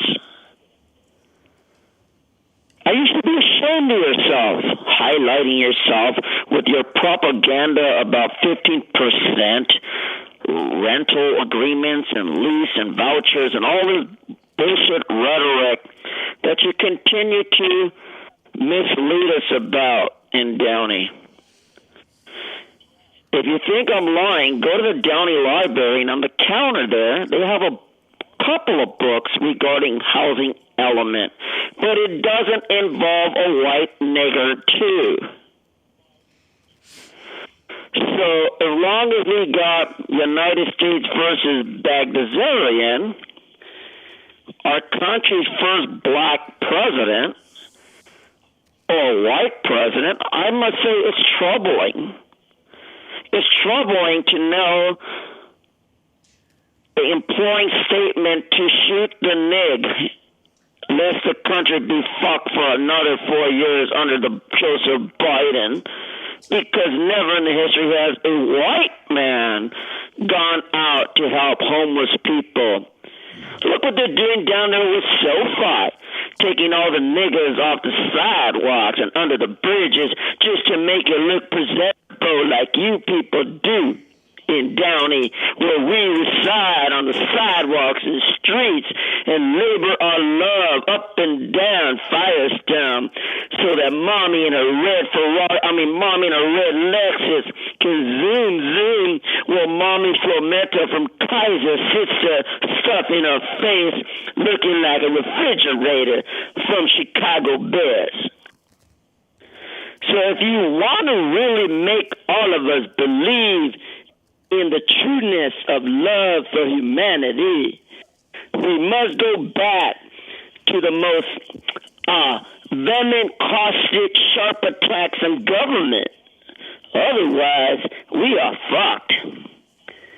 Now, regarding all those 27 items on the agenda, fuck every item on the agenda. There's too many to count for 3 minutes of time to discuss every action. And as far as you being afraid of COVID and Micron, it's all a bunch of horseshit. Mitch Hawley is a racist, tyrant, terrorist witch, killing children, sending them back to school. Something got to be straight, little girl in the red pantsuit. Lose some goddamn weight, girl.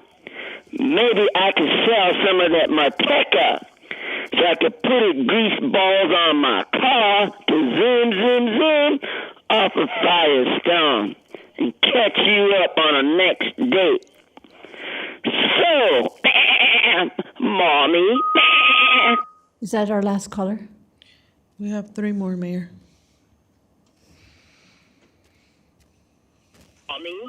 Hello, please state your name and begin speaking. Yes, hello again. So first I'd like to make some comments about the procedure. So I want the mayor to note how the Schindler, the housing director, just said 2 times the phone number that people should call, for their concerns about housing. So in the same way, now that we're back to this Zoom meeting format, and you very well know that the technology is delayed, so you should give people more opportunity, more time to call in. I was disenfranchised because I could not comment because you cut it off too quickly. And you're doing that because, you don't want the public to participate. There is further evidence of that. I don't think it makes any sense for you to have the closed session only on Zoom, but not on YouTube. Why are you doing that choice? That's a choice that you make. You know very well that you're one of the most popular cities on YouTube. You have 574 subscribers. That's more than the city of LA. People want to watch the show. So why are you not allowing full access? Why do you have to have the Zoom app? I don't think that's right. Also, I think you should just dramatically expand it. Why don't you stream live to Facebook? It's just one additional click on the Zoom menu. Why don't you join several other, nearby cities like Bell Gardens why don't you join in that push for transparency? You should live stream the meetings to Facebook, and you should have the closed session on YouTube and on Facebook. Everything should be everywhere, as many social media platforms as possible. Why are you preventing, by only choosing some, especially today, that's what you did, you're limiting public participation. All right, so allow more time for people to call. You know very well there is a delay, especially with the YouTube, so it's not right for you to disenfranchise the public. Okay, so I am also very troubled. Again, we have Councilmember Ashton missing. Councilmember Ashton, it's time to show up. You need to start showing up. Yes, we get it. It's your last year, but there's important issues on the agenda, and you're not there. Where are you? You are able now to, more easily stream in. Where are you, Councilmember Ashton?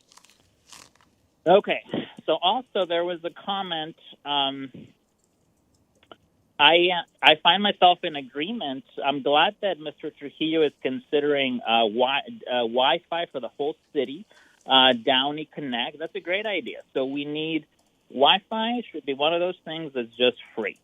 Because it's so important. In the same way that it's free to attend the council meeting, it should be free to connect. Like it's a fundamental human right to participate in the internet age. I'm also glad that Councilmember Trujillo is going. It sounds like he's going back on his previous vote where he voted to privatize that parking in those streets. Yes, Councilmember Trujillo, there were going to be issues there with all the renters. Tenants. So let's not do that again. No more privatization of streets, especially those that are right around big apartment complexes.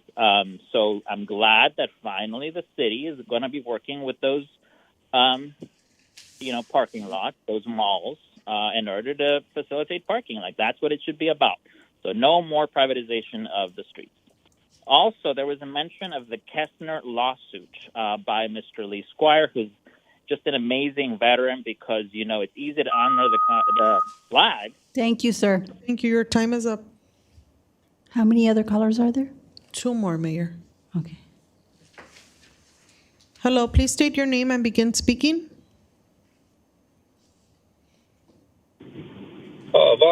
My name's Adam Loya. Go ahead, sir. Yeah, hello, my name's Adam Loya. I live in the city of Fullerton. I'm duly elected to the vice chairman of the Gabrielino Tongva Nation. I'd like to speak on the item of Indigenous Peoples Day or Indigenous Peoples Month. I'd like to recommend and hope that you get the support to honor and recognize the Indigenous people of this land, the Gabrielino Tongva people, and other Indigenous people that we educate, allow to have honor and education for our young folks to understand, the history of the city of Downey and the surrounding area, Tovengar, the Los Angeles Basin, which is our tribal land, our tribal ancestral land. I appreciate your time to consider this, to put it on the agenda, and I strongly encourage all of you to understand it, recognize it, and honor it in such a way that maybe shed some light of a little bit of the history that Downey was formed. And so, thank you. Thank you. One more caller? One more, Mayor. Hello, please state your name and begin speaking. Yes, my name is Rafael Sangili. I am a resident here of Downey. Hello? Yes, go ahead. Okay. I like to, I don't know, I can't hear myself. Am I live there or no? Yes, you're live. Okay, yeah. Okay. I like to ask you a question, Mr. Pacheco, Mayor Pacheco. Why do we need to listen to so much stupidity from that Herman guy and the same poor idiots that always talk nonsense, that they take all the hour, and you guys allow it? Can you just hang up on that idiot when he calls?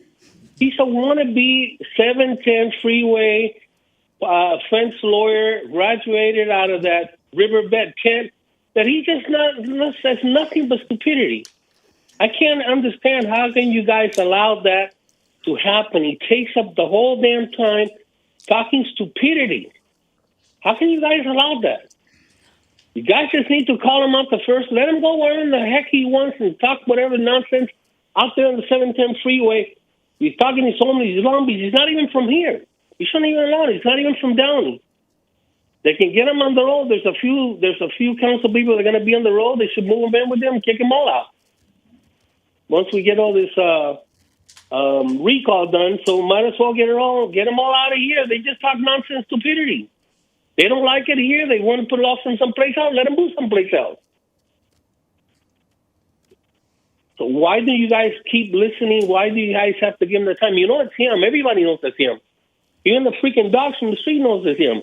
Hang up on him. Don't waste our time. Thank you. That's all I have to say. Thank you, sir. Unfortunately, I shouldn't say unfortunately, but people do have First Amendment rights, and we cannot prevent people from speaking, even if we don't appreciate the language that they use. We still have to allow them to speak because they do have the First Amendment right to speak, and it doesn't matter if they live here in the city or they live outside the city. They can still make comments here at our city council meeting. But thank you for your call, because I know there is a lot of frustration due to the language that is being used by this man. It's nonsense. It's just a waste of time. If he's got something intelligent to say, something that's that can help the city, he's done. But He still has. I thought he was done. yeah, I did, you, but I sir. was answering to Wichita. Thank you. Thank you. Thank you. Okay. Thank you. Okay. Make a motion to close public comment. Is there a second? So ordered by the mayor. Now is the time for consent calendar items. Are there any council members that would like to remove or abstain from an item? Yvette, conflict check. I can't remember what items. That would be item number 6. Thank you. I need to abstain from item number 6. Thank you. And I need to abstain from item number 11 as my house is within 500 feet of this project. Any other abstentions or anybody wanting to remove an item? Item number 6 was for the same reason from Councilmember Trujillo. His home is 500 feet from the project boundaries, so that's why he's abstaining. Thank you. Thank you for the clarification. Is there a motion and a second to approve the consent calendar? Move to approve. And a second? City Clerk Duarte, can we take a roll call vote, please? Yes, Mayor. Councilmember Alvarez? Yes. Councilmember Frometa? Yes. Councilmember Trujillo? Yes. Mayor Pro Tem Ashton is absent, and Mayor Pacheco? Yes. The consent calendar is approved with Councilmember Trujillo abstaining from item number 6 and Mayor Pacheco abstaining from item number 11 and Mayor Pro Tem Ashton absent. Thank you. And now we have our last two admin reports. We have municipal code amendments to comply with Senate Bill 9, adopt an urgency ordinance of the City Council of the City of Downey, adding a section 9965 to Chapter 9 of Article 9 of the Downey Municipal Code relating to urban lot splits and amending Section 9312.08 of Chapter 3 of Article 9 of the Downey Municipal Code relating to two-unit projects in the R1 zone and determining the ordinance to be exempt from CEQA. City Manager Olivas, do we have a staff report for item number 28? Madam Mayor, we do have a staff report that will be presented by our city planner, Crystal Landavazo.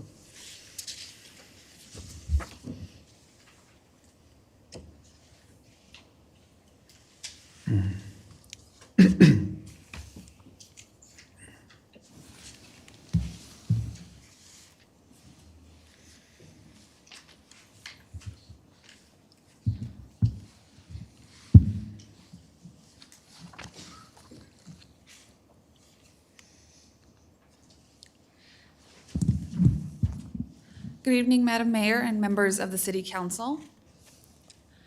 For your consideration tonight is an urgency ordinance intended to relieve some potential impacts that can result from the implementation of Senate Bill 9, which is a newer piece of housing legislation that went into effect January 1st of this year. So there are two primary components of this bill. The first is that 2-unit or duplex development is allowed by right on any single-family property within the city. The second is that any single-family property can now be subdivided into 2 brand-new lots, regardless of existing minimum lot sizes that we have currently within the city. As long as the new lot sizes are a minimum of 40% of the size of the original lot. So for example, in the city of Downey, our current minimum lot size is 5,000 square feet. That can now be subdivided as long as there's a 40%, the smallest size would be 2,000 square feet and the remaining lot would be 3,000 square feet.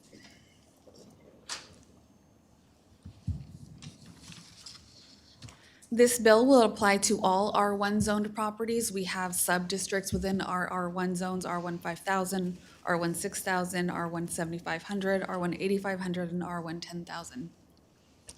This bill applies to all of these properties. It also removes Planning Commission's authority to review any new development or subdivisions on these properties. The reviews for these would have to be done over the counter by city staff, and we would not be able to require the correction of any nonconformities that exist on a property. There are some limitations, as the bill was stated, to be put in place to address housing needs throughout the state. As such, the bill does prohibit demolition of properties that have been occupied by tenants within the last 3 years.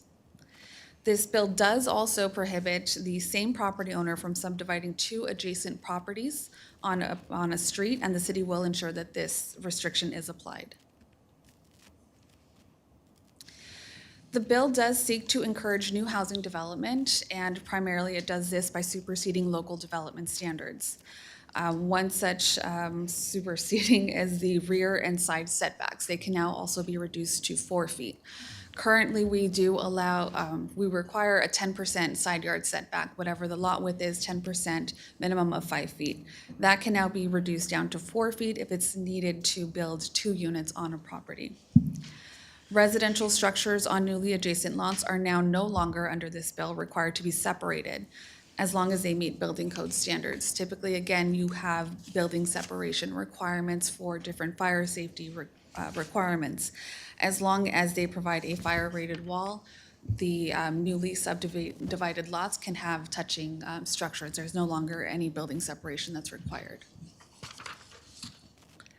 Senate Bill 9 also specifically limits parking requirements that can be applied to any new residential units that are built under these provisions. The parking requirements completely go away and are removed when properties are located within a half mile of a high-quality transit corridor or major transit stop. For your reference, the map shows the high-quality transit corridors, and these are identified by the Southern California Association of Governments, known as SCAG. They're the ones that provide these maps for the general region. You'll see the 2 highlighted areas in yellow identify the high-quality transit corridors and stops within the city of Downey. So primarily that goes along Firestone Boulevard with major bus routes that go through the area. Within half a mile to the north is about Harper Avenue. Going to the south, that would be De Palma Street. And again, around the Green Line Station down around Imperial, and that goes up to about Meadow Road. To provide visual references in regard to how these would be applied, again, this is a newer state requirement. We haven't seen any of these developments, but these are just general assumptions as to what potential application would be. This here before you is a 7,500 square foot lot. The assumption, again, is that the lot is split midway so that there's a 40-60 split, 3,000 square feet and 4,500 square feet. We are allowed to require an easement across the property so that there is access to the rear property. In this scenario here, you would have a property located within a half mile of high-quality transit, so there's no parking that is required or provided. There's no building separation on this property. Again, there's an assumption that there's a fire-rated property line. There are reduced setbacks on this example, and the lot coverage exceeds our current requirement of 45%. Here is another example on a larger lot. This would be a 10,000 square foot lot. Again, it's a split down the middle on the elongated side. We see a 40-60 split, 4,000 square feet and 6,000 square feet. There's, again, no building separation here. There is parking provided in this example. There is limited landscaping, again, because they have reduced all of the setbacks and the only open areas are dedicated to a driveway. In this example here, we have, again, a 10,000 square foot lot. However, here you see smaller unit sizes. There is parking provided. The only reduction is to the side yard, not the rear yard, so there still is separation there, which allows for more landscaped areas, more open space, open areas for the tenants that will be occupying this space. Here you have a 7,500 square foot lot. On this example, you see, again, it is a 40-60 split, 3,000 square feet, 4,500 square feet. You'll see the buildings going straight up in a two-story example. These, again, have reduced setbacks at the rear and side, 4 feet elongated on the first floor and the second floor, and the massing and the bulk definitely stands out in this example. Here you have a similar size lot. However, here the difference would be that there are smaller unit sizes. There's modulation in the building. The second floor has an additional step back. The first floor, again, has the reduced side yard of 4 feet, but the second floor is required to step back, and you still have a minimum 800 square foot unit size with parking provided on the lot. In this example, this would be one of our smaller lots, a 5,000 square foot lot. Parking would be provided here. Again, it's reduced setbacks at the side and at the rear. And the buildings, again, in this two-story example, go straight up. No building modulation, lots of massing, definitely an impact to most of our residential areas. This example here, we do have the typical configuration of most properties within the city are a rectangle with the narrower end facing the street. We do have a few unique lots where we would have a wider frontage than we would have and a narrower depth. So this would be one of those examples. This would approximate a 6,300 square foot lot size, being split evenly down the middle. There's no building separation on the same lots. However, there is separation between the adjacent lots to allow for the driveway and parking spaces in between. Again, in this example, you see the building massing is substantial. They go straight up with the minimum 4 foot side and rear yard setbacks. In this example here, the only reduced setback is the side yard setback. They're still maintaining some of the rear yard setback, and there's more modulation that's being provided. So again, the first floor has a reduced 4 foot setback, but the second floor has a step back, which brings the building in a little and helps with some of that modulation and some of that massing. The examples were shown to provide you with what staff was looking at when we were considering what the impacts would be for an the regulations under SB 9. Especially given the timing that the city just concluded its 2-year endeavor into looking at what the different development standards should be in our R1 zone to reflect what we've been hearing from the community in regard to needing to reduce the massing and increasing modulation within the buildings to maintain a certain character. Oh, I apologize. Sure. The R1 standards that were recently developed did reflect what we've been hearing in the community. So when we were taking a look at what the impacts of the SB 9 ordinance would do, we were trying to find ways that we can still try to preserve those characteristics. The items before you are some of the highlighted items. LEED certification is something that we felt would be important. The state, again, does find sustainability to be a priority item. The city does find that to be a priority item. So we have incorporated the leadership in engineering and environmental designs from the U.S. Green Building Code into this requirement. The LEED system, the LEED certification program, essentially it's a point-based system where depending on the types of materials that are being used, the water efficiency that's incorporated into a project and several different factors of that type, and to different points. And so the platinum is the highest level, and we believe that that's something that should be incorporated into this program. Similarly, tree preservation, again, there was mention presentation tonight of the Urban Forest Management Program. Tree preservation is definitely something that staff understands is important to this community, so that is incorporated in here. There's preservation of any mature trees that are on the properties. They have to be designed around, and if there is absolute need to remove a tree, they have to replace it with 2 trees of similar size on the property.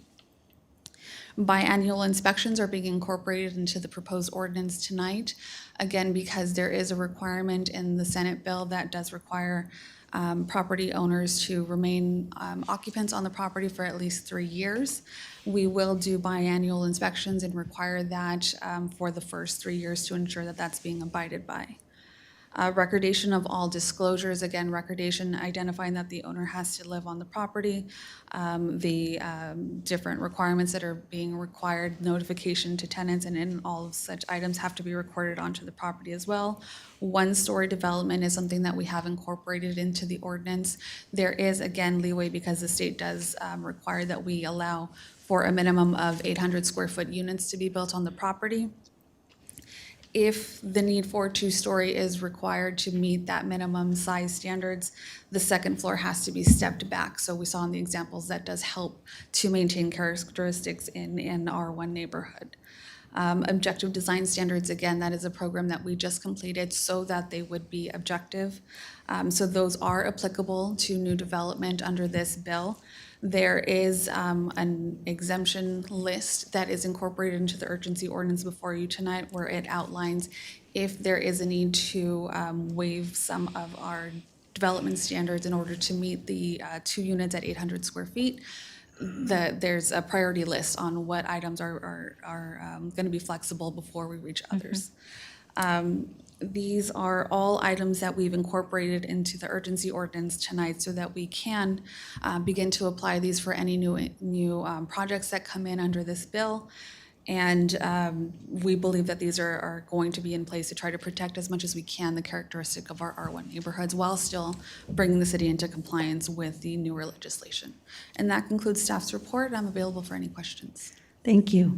Mayor and council, I wanted to highlight for the council, this is an urgency ordinance. Procedurally, it would require 4 affirmative votes of the city council. There's 4 of you present, so all of you would need to press that yes button in order for this urgency ordinance to be adopted. Once adopted, it goes into effect immediately, so you won't see a second reading on this. Okay, Right. thank you. Are there any questions or comments from my council colleagues? Just a quick comment. Crystal, thank you for your presentation. I really appreciate, again, the bullet points that you provided in terms of the setbacks for the properties and the tree preservation. You know, all of those things are really important. It's unfortunate that SB 9 really takes away a lot of the control from the local municipalities. And I really find it beyond aggravating that these will bypass the Planning Commission. But, you know, we have what is before us, and having said that, if passing this urgency ordinance helps us in some way, shape, or form protect some things and have a little bit of that say, then I definitely for that. So thank you for your presentation. I appreciate that. I did have a question. Have we seen anybody come into City Hall and try to do any lot splits recently after the passage of SB 9? We've had several inquiries, so we get probably about 10 inquiries a week, and that is on the phone or somebody walking up to the counter trying to see what their options are. Nobody at this point has submitted or discussed drawing up any plans. Okay. And then, like our city attorney just mentioned, if it does pass this urgency ordinance would take into effect as of tonight or tomorrow morning, as of now. Okay, thank you. Are there any questions or comments from my council colleagues? If not, is there a motion? Second. Second. City Clerk Duarte, can we take a roll call vote, please? And thank you, Crystal, for the presentation. Mayor, can we take public comment first? Wait, I thought no public comment. Sorry. Yes, that we took that before. Yes. I'm sorry. And the motion was by? The motion was Councilmember Alvarez, I second, seconded by Frometa. Thank you. Councilmember Alvarez? Yes. Member Frometa? Yes. Councilmember Trujillo? Yes. Mayor Pro Tem Ashton is absent, and Mayor Pacheco? Yes. The urgency ordinance is approved with Mayor Pro Tem Ashton absent. Thank you. The next item is to approve the city council appointments to the intergovernment agencies and city council standing subcommittees for 2022. City Manager Rivas, do we have a staff report for this item? On this particular item, this is actually our clerk that's been working on this, so I'm going to go ahead and hand it over to Alicia. Yes, thank you. Mayor and members of the City Council, this item is to approve the annual City Council appointments to the intergovernment agency and City Council standing subcommittees. As a reminder, the mayor automatically rotates into the director position for the LA County sanitation districts and also serves as a primary delegate for the Los Angeles City Selection Committee.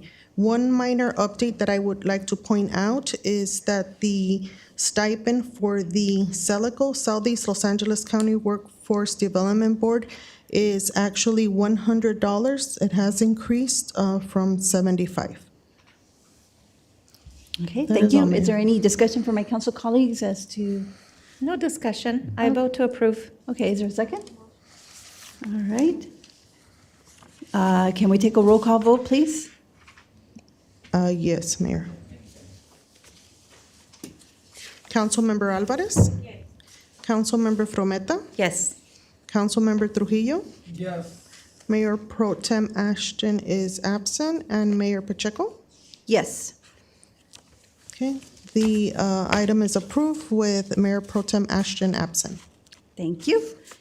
And we're moving things along. It's great.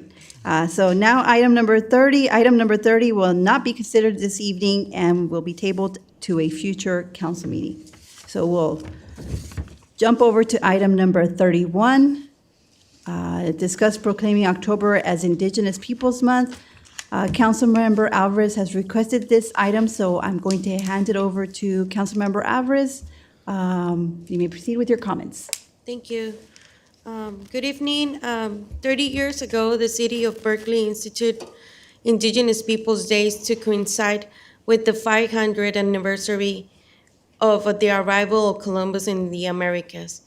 More recently, the County of Los Angeles and the State of California had issued proclamation to replace Columbus Day with the Indigenous Peoples Day. We, the city of Downey, do the same and honor the celebrate the Indigenous community. Los Angeles County was home to the Gabrielino Tonga people before colonization. The Tonga community was obligated under forced oppression, violence, and discrimination to build 21 missions throughout the state. This historic site still stands to this day. They are a reminder of the many contributions of the indigenous population in California. This proclamation would honor the indigenous communities that once lived and continue to live in California and the United States. Our goal is to celebrate the indigenous people who call California home and who have prospered in the face of unimaginable challenges that shape our country's past and present. We must recognize our history to avoid the horrors committed against indigenous groups and ensure that we never let these types of atrocities happen to any group ever again. I call on my colleagues to join me in making October Indigenous Peoples Month in the city of Downey. Thank you. Tlazokamati. Thank you. Is there any comments or questions from my council colleagues? No. I did, I was doing some research on it. There is a National Native American Heritage Month. Yes. And that is it November? Because I've seen some places where it's November, but I can see why it would be October. It's up to the council to bring it up on October or November, but it's currently being, I've seen previous presidents sign it at the end of October for the month of November. Yes. That's what I've noticed. So I don't know if council has any comments or questions as to that, because I did do some research and found that they did have National American Heritage Month be it October or November. And it's been signed by previous presidents. Well, I think it's important to acknowledge the history of the Americas. I think that is important. And I believe this year, Indigenous Day falls on October 10th, Yes. Monday. I would definitely look at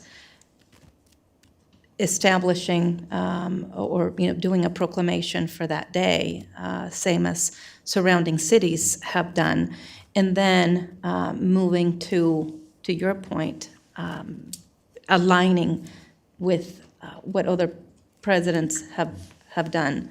I think it's important that we recognize the contributions and the culture, and I'm not entirely sure that a month, considering we do have several other things that we are celebrating during October. The National Hispanic Heritage Month, breast cancer awareness.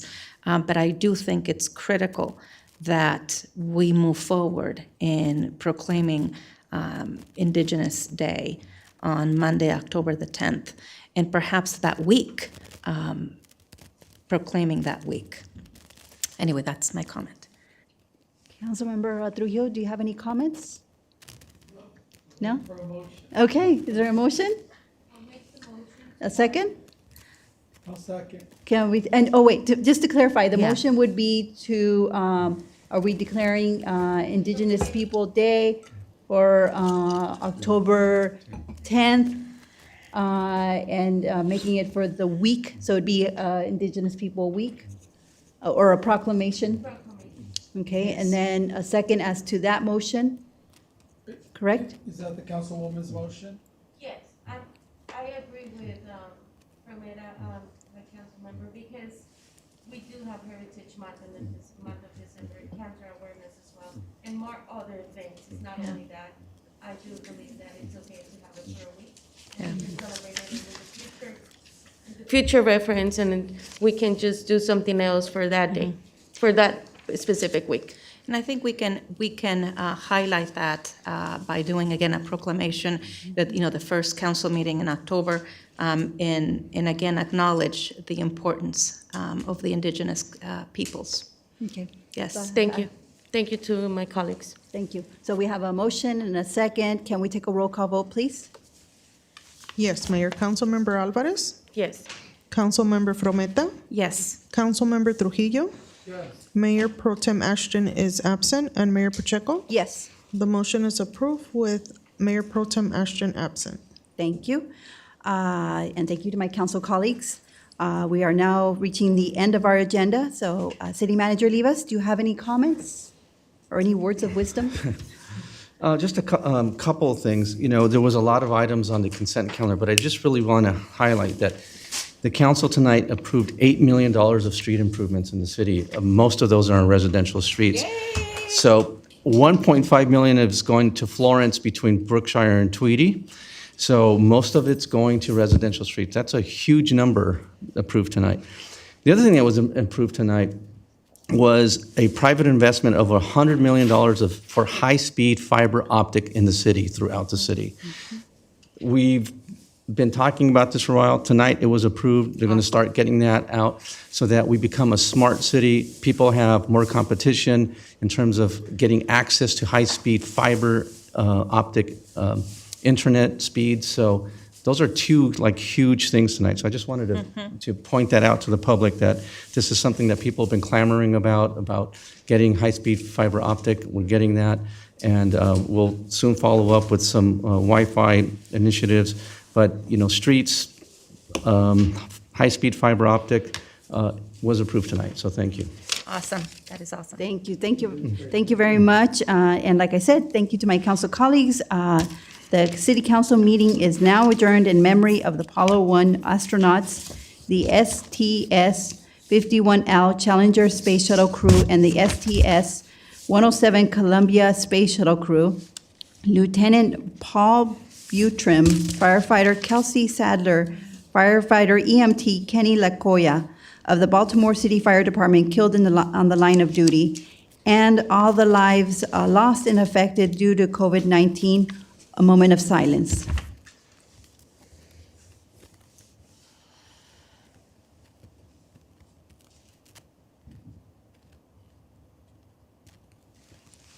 Council meeting adjourned. Wow. Now, is time, 10:40.